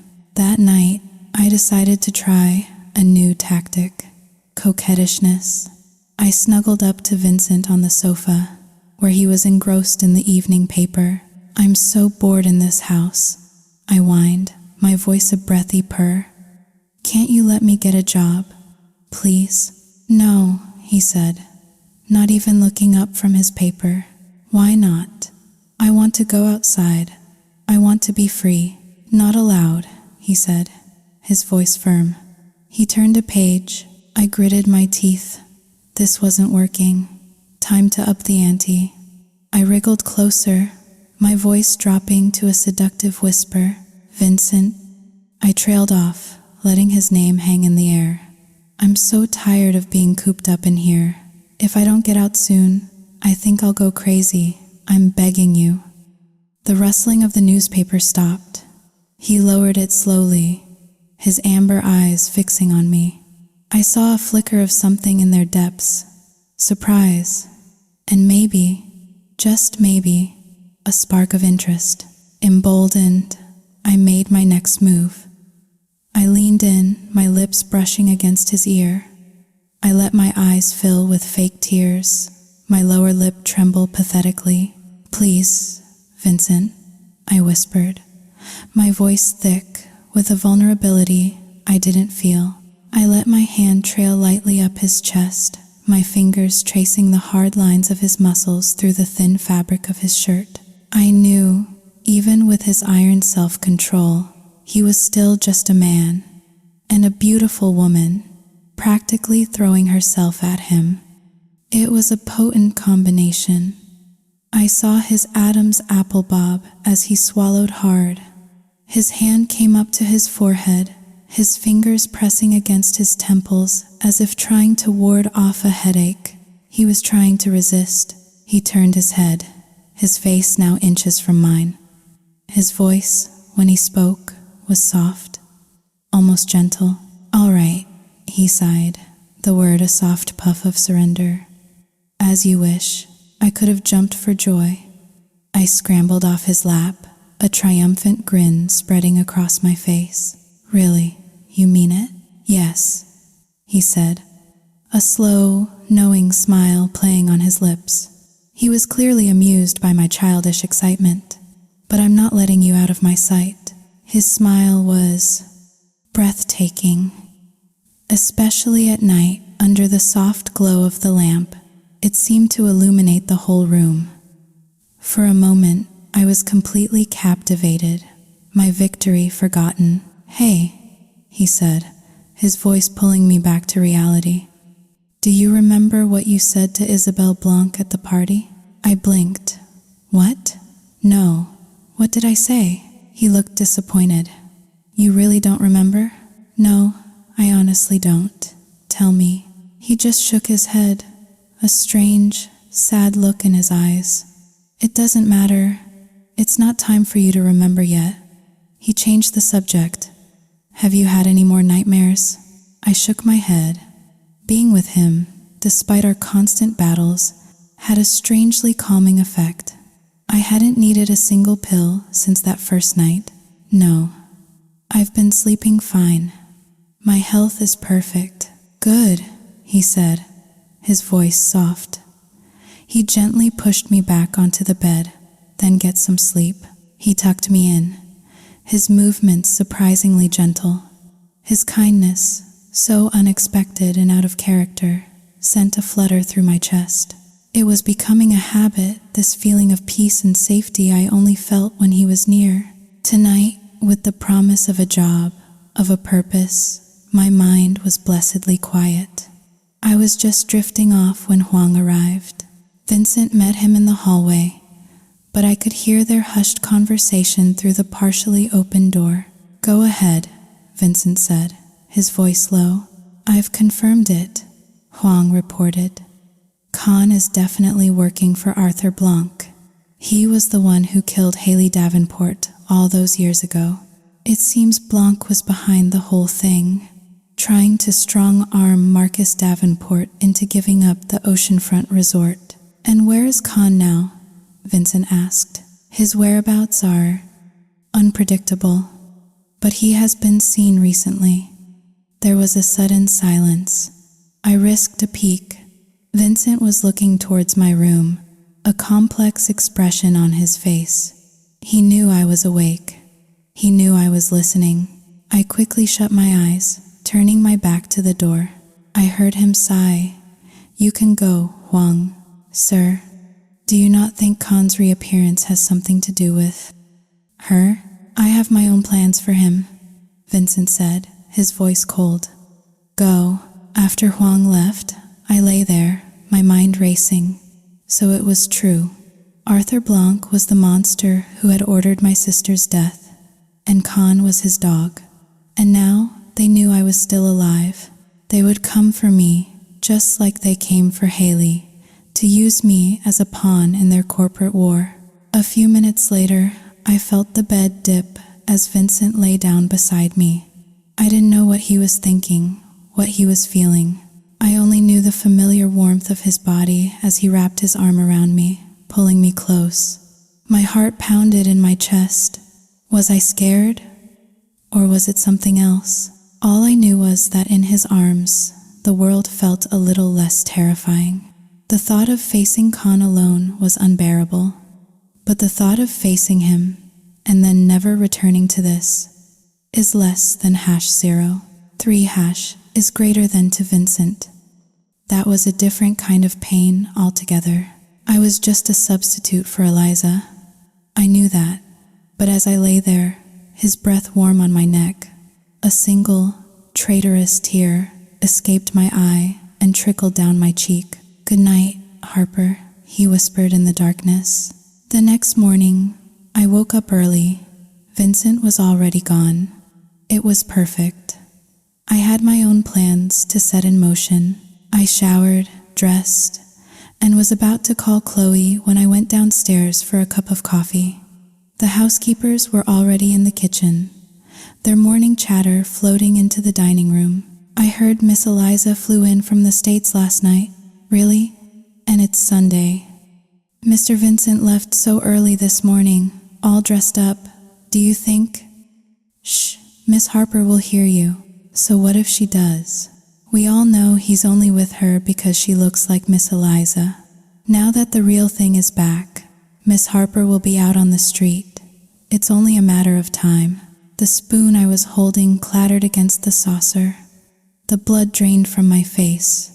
The casual cruelty of their words was a physical blow. Eliza was back, and Vincent had rushed to her side, Of course, I was just a placeholder, a temporary comfort, a cheap imitation. And now that the original was back in town, I was disposable. The carefully constructed walls I had built around my heart crumbled. The truth I had been trying to deny was staring me in the face. I was nothing to him. My appetite vanished. I stood up, my movements stiff, and walked out of the house, ignoring the startled looks of the staff. On the street, I wiped away the angry tears that had sprung to my eyes. How could I have been so stupid? How could I have allowed myself to feel anything for him? I saw a taxi idling across the street and was about to hail it when a black sedan screeched to a halt beside me. The doors flew open. 2 men in black suits jumped out before I could even scream. One of them clamped a chemical-soaked cloth over my mouth and nose. The world tilted, the colors blurring into a meaningless swirl. And then, everything went black. I woke up in a dusty, abandoned warehouse. I wasn't tied up, but my phone was gone. Fear, cold and sharp, pierced through the lingering haze of the drug. I stumbled to my feet, my legs unsteady, and looked around for an escape.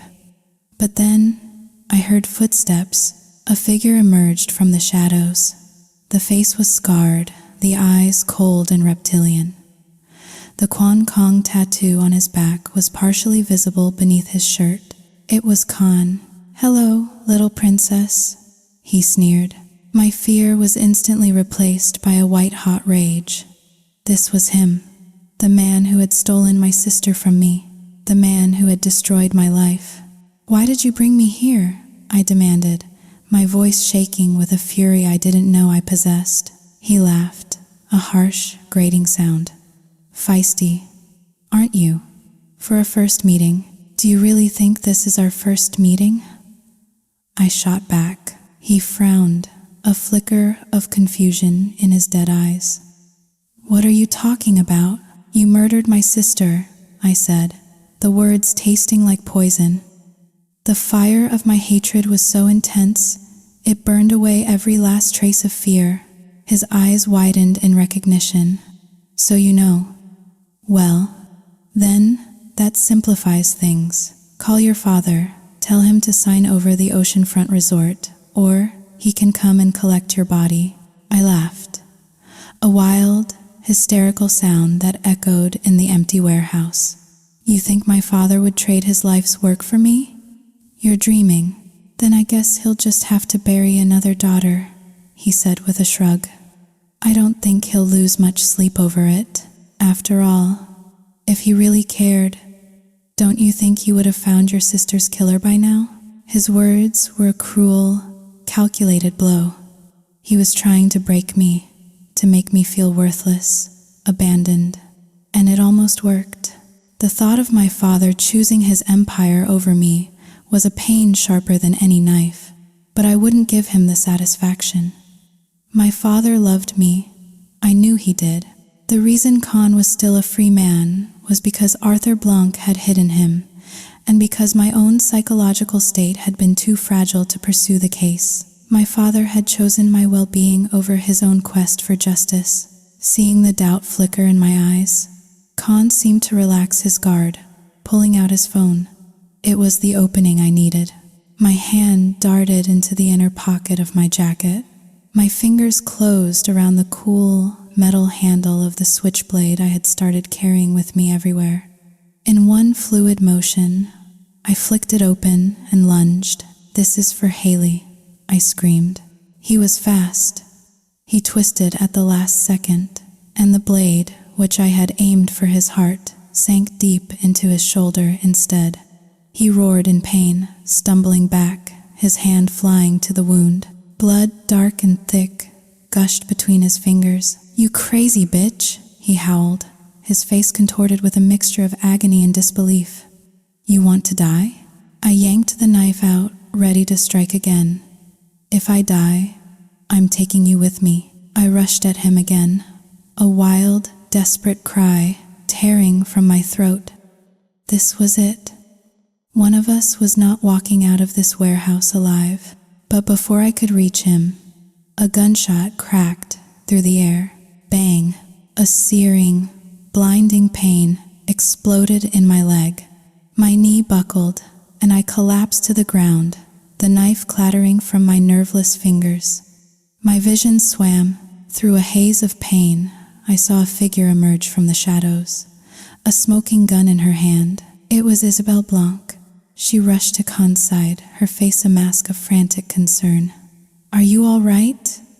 I told you we should have just killed her. No more games.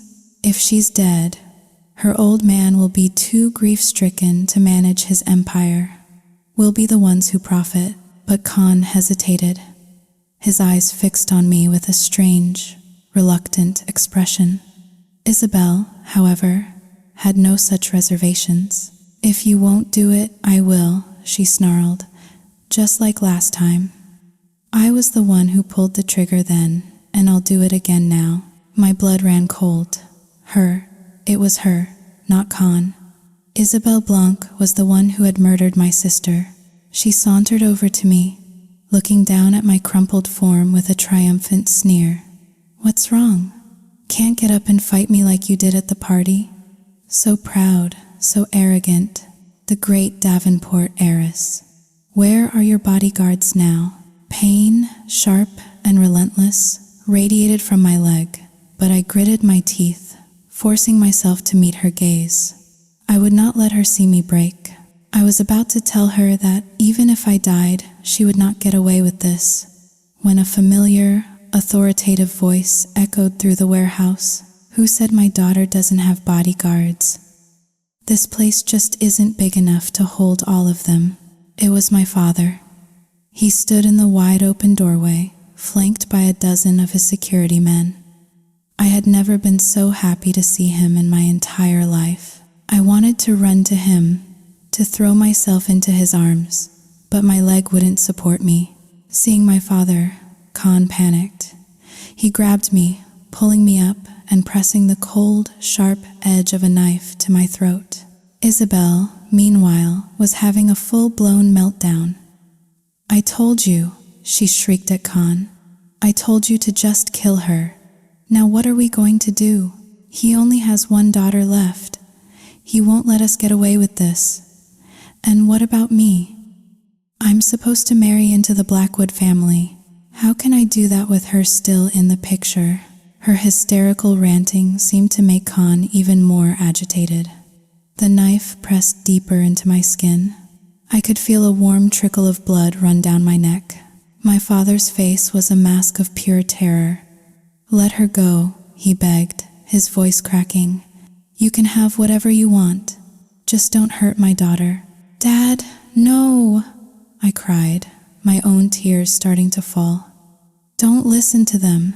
Don't give them anything." "Harper," he sobbed, his composure completely gone. "You're all I have left.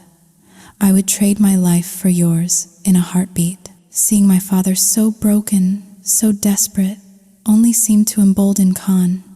"You heard him," he snarled. "The resort, sign it over." "No," I screamed. "Don't do it, Dad. He works for Arthur Blanc. He killed Haley. Even if you give him what he wants, he'll kill us both to cover his tracks." At the mention of his rival, my father's grief turned to a cold, hard fury. "So, the old bastard Blanc was behind this all along," he seethed. "That son of a bitch. I'll make him pay." "I don't think you'll be leaving here alive to do that," Isabelle sneered, regaining her confidence. "Kill her, Khan. Kill them both. We have more men than they do. Do it now." She had just finished her sentence when another figure appeared in the doorway.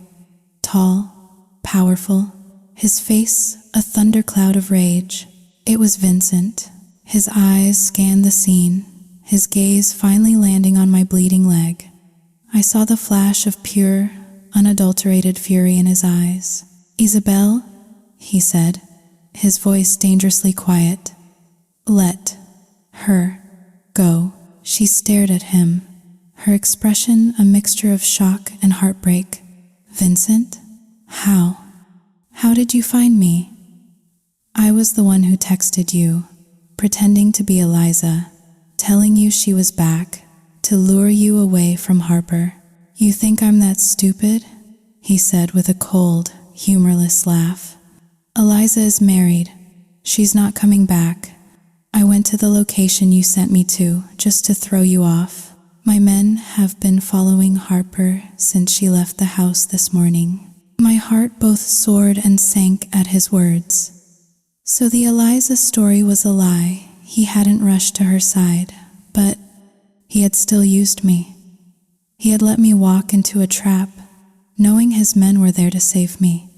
I was still the bait. You may have outsmarted me, Isabel spat, but I can still make you watch your lover die. Do you want to see that, Vincent? Do you? She raised her gun, aiming it directly at my head. But just as she was about to pull the trigger, her phone rang. She answered it, her expression annoyed. But as she listened, her face went deathly pale. She started to sob, the gun falling from her hand. He was in an accident, she wailed at Khan. My father, he's in the emergency room. He might not make it. The news seemed to stun Khan. His grip on me loosened. It was the moment I had been waiting for. I summoned every last ounce of my strength, took the switchblade I had managed to palm, and plunged it into his arm. He roared in pain, the knife clattering from his hand. I scrambled away, crawling towards my father.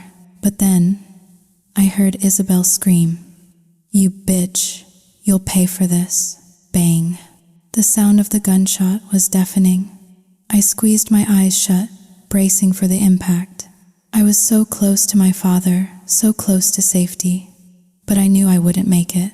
Time seemed to slow down. I saw my father's horrified face, his arms reaching out for me, and then a body slammed into mine, knocking me to the ground. A familiar warmth enveloped me, a familiar scent of sandalwood and power. It was Vincent. He had thrown himself in front of me, taking the bullet that was meant for my heart. He collapsed against me, a dead weight. The familiar warmth of his body was instantly saturated by something else, something hot and terrifyingly wet. I looked down at my hands, which were pressed against his back. They came away slick with blood, so much blood. "Vincent?" I whispered, my voice a choked, strangled sound. I gently lowered him to the ground, my body shaking so hard I could barely support his weight. Why? Why would you do that? He looked up at me, a faint, pained smile on his lips. He raised a trembling hand, his fingers gently wiping away a tear that was tracing a path through the grime on my cheek. "Don't cry," he rasped, his voice weak. "You're safe? That's all that matters." His eyes fluttered, the life draining from them. His hand fell away from my face. "No," I pleaded, my voice rising to a frantic scream. "Vincent, wake up! Please, wake up." But he was gone. His head lolled to the side, his body limp in my arms.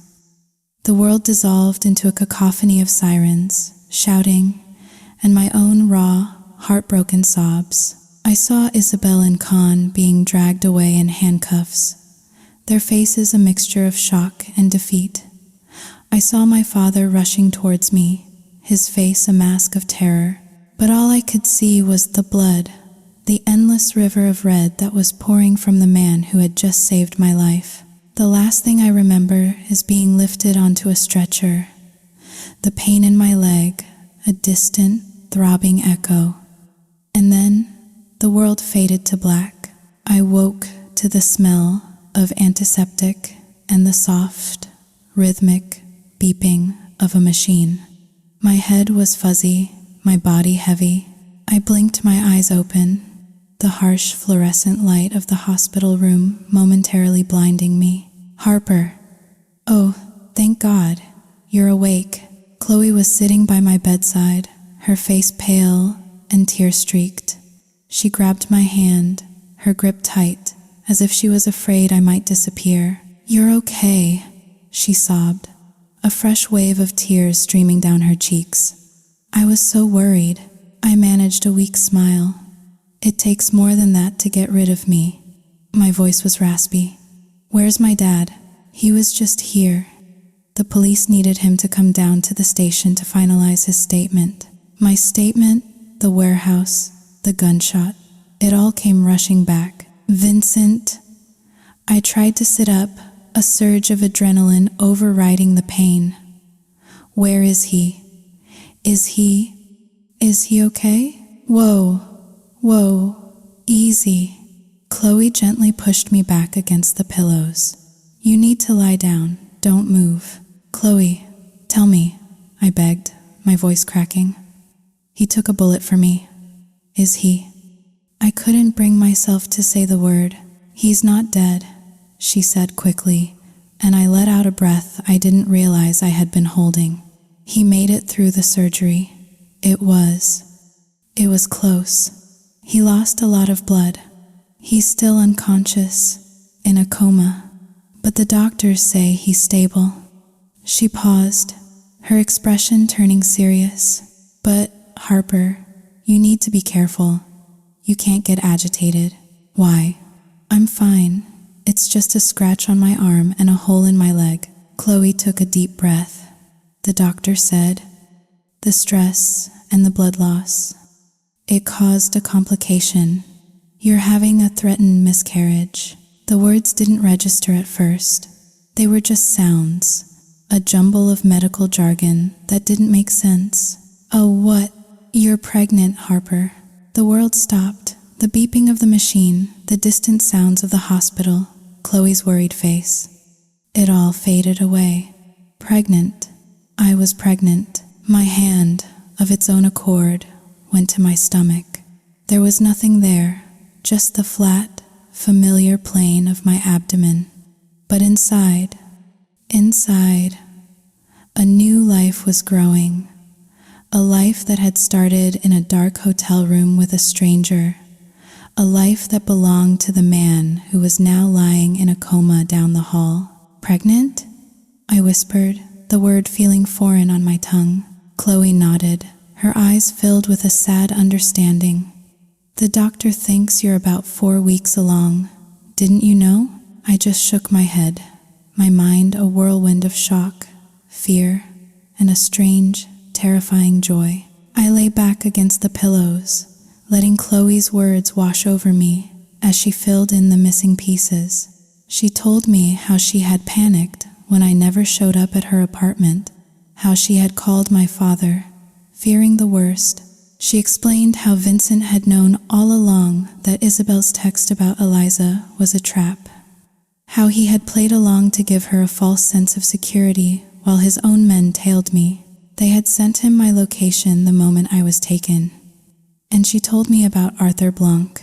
The police had raided his new tower that same night, uncovering a massive drug trafficking operation. He had tried to flee, had crashed his car, and was now in critical condition, his empire crumbling around him.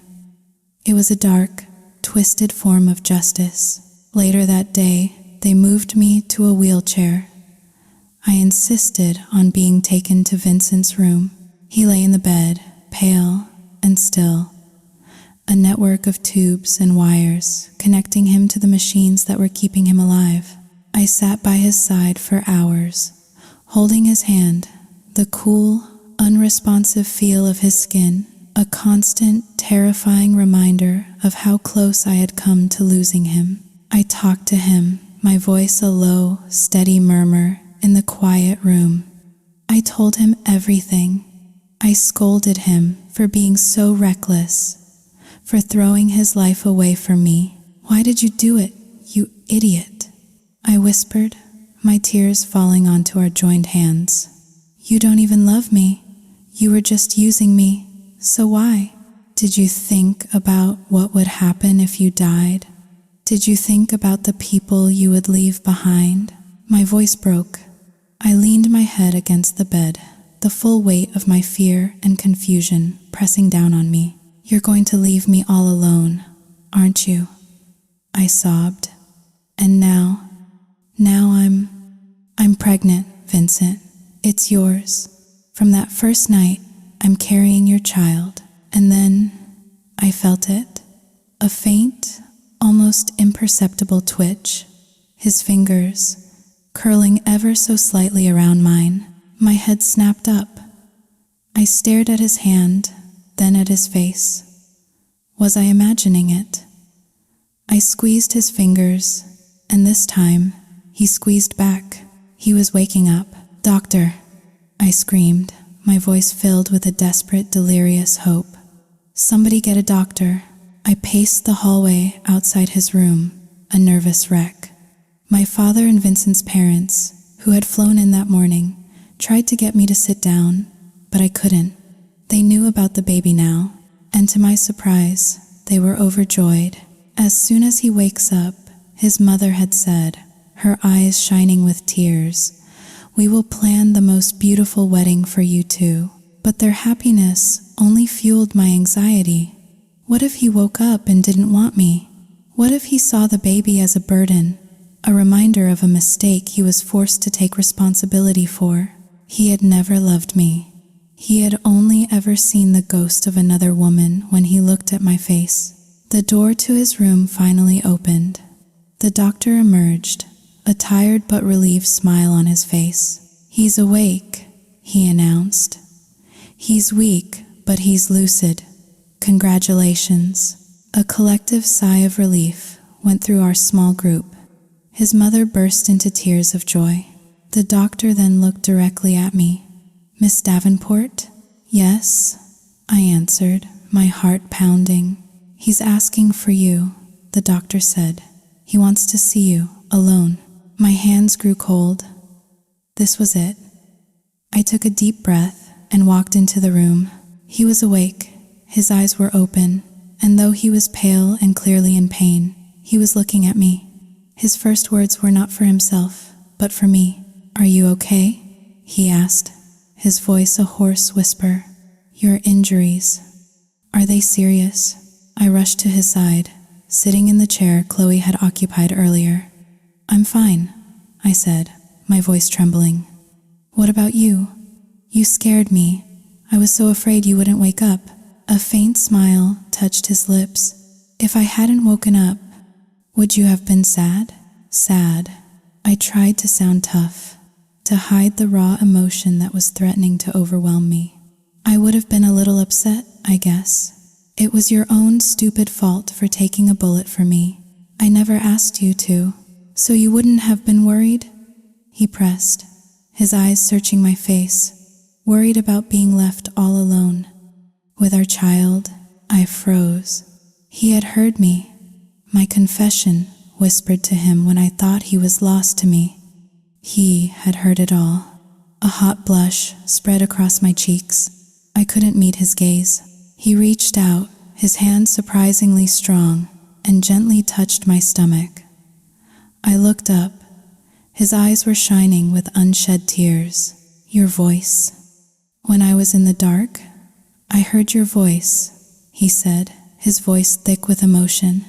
"It's what brought me back. But to hear you say it now, to know for sure. Harper, you've made me the happiest man alive." He squeezed my hand. "I'm sorry," he whispered. "I'm so sorry for everything. At first, I admit I was just using you, your resemblance to Eliza. It was a convenience.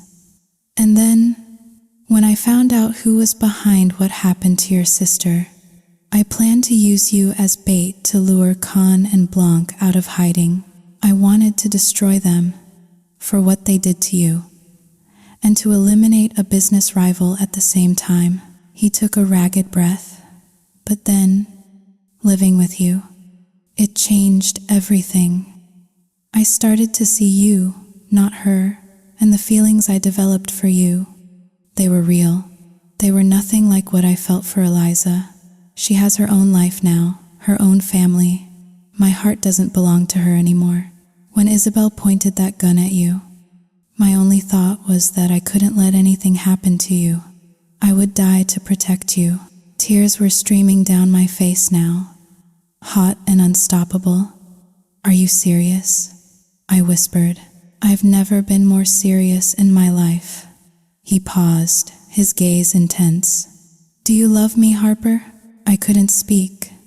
I just nodded, a choked sob escaping my lips. He pulled me closer, as much as his injuries would allow, and held me tight. I know this is fast, he whispered into my hair, but I want our child to be born with a father's name on the birth certificate. I pulled back, confused. What are you trying to say? I'm saying, he said, his amber eyes shining with a love that was real and true and all for me. Let's get married. 2 months later, I stood in front of a mirror, a vision in white. The wedding dress, a simple, elegant creation of silk and lace, flowed over my body, the cut cleverly designed to accommodate the gentle swell of my belly. I looked happy, genuinely, deeply happy. It was a look I hadn't seen on my own face in a very long time, something for the beautiful bride. Chloe burst into the room, holding a pink gift box. What is it? I asked, my curiosity piqued. She opened the box to reveal a pair of beautiful, white, low-heeled shoes. For the bride-to-be and the mommy-to-be, she said with a grin. They're comfortable, practical, and still gorgeous. Just like you. I was touched by her thoughtfulness. She knelt down, gently lifting the hem of my gown, and slipped the shoes onto my feet. They were a perfect fit. Just then, there was a soft knock on the door. It was my father, looking impossibly handsome in his black tuxedo. It's time, Harper, he said, his voice thick with emotion. He took my arm, his hand covering mine. You look so much like your mother, he whispered as we walked towards the door. The ceremony was held in a beautiful garden, under a canopy of white roses. The soft, sweet notes of a piano filled the air. As my father walked me down the aisle, I saw Vincent waiting for me at the altar. He was dressed in a white suit, looking more handsome than I had ever seen him. The smile on his face when he saw me was a promise of a lifetime of happiness. My father placed my hand in Vincent's. You dare to hurt my daughter, he said, his voice a low, paternal growl. And I don't care if you're the CEO of Blackwood Holdings. You'll have to answer to me. Vincent just smiled, his eyes never leaving mine. You don't have to worry, sir, he said, his voice filled with a sincere warmth. I will love and cherish Harper for the rest of my life. We exchanged our vows, our rings, our promises, and when the priest finally said, "You may now kiss the bride," Vincent pulled me into his arms and kissed me, a sweet, gentle kiss that sealed our future. I love you, Harper, he murmured against my lips. The guests erupted in cheers, their applause a joyful symphony that surrounded us. I looked up at my husband, my heart so full I thought it might burst. I love you too, Vincent, I whispered back. I love you too.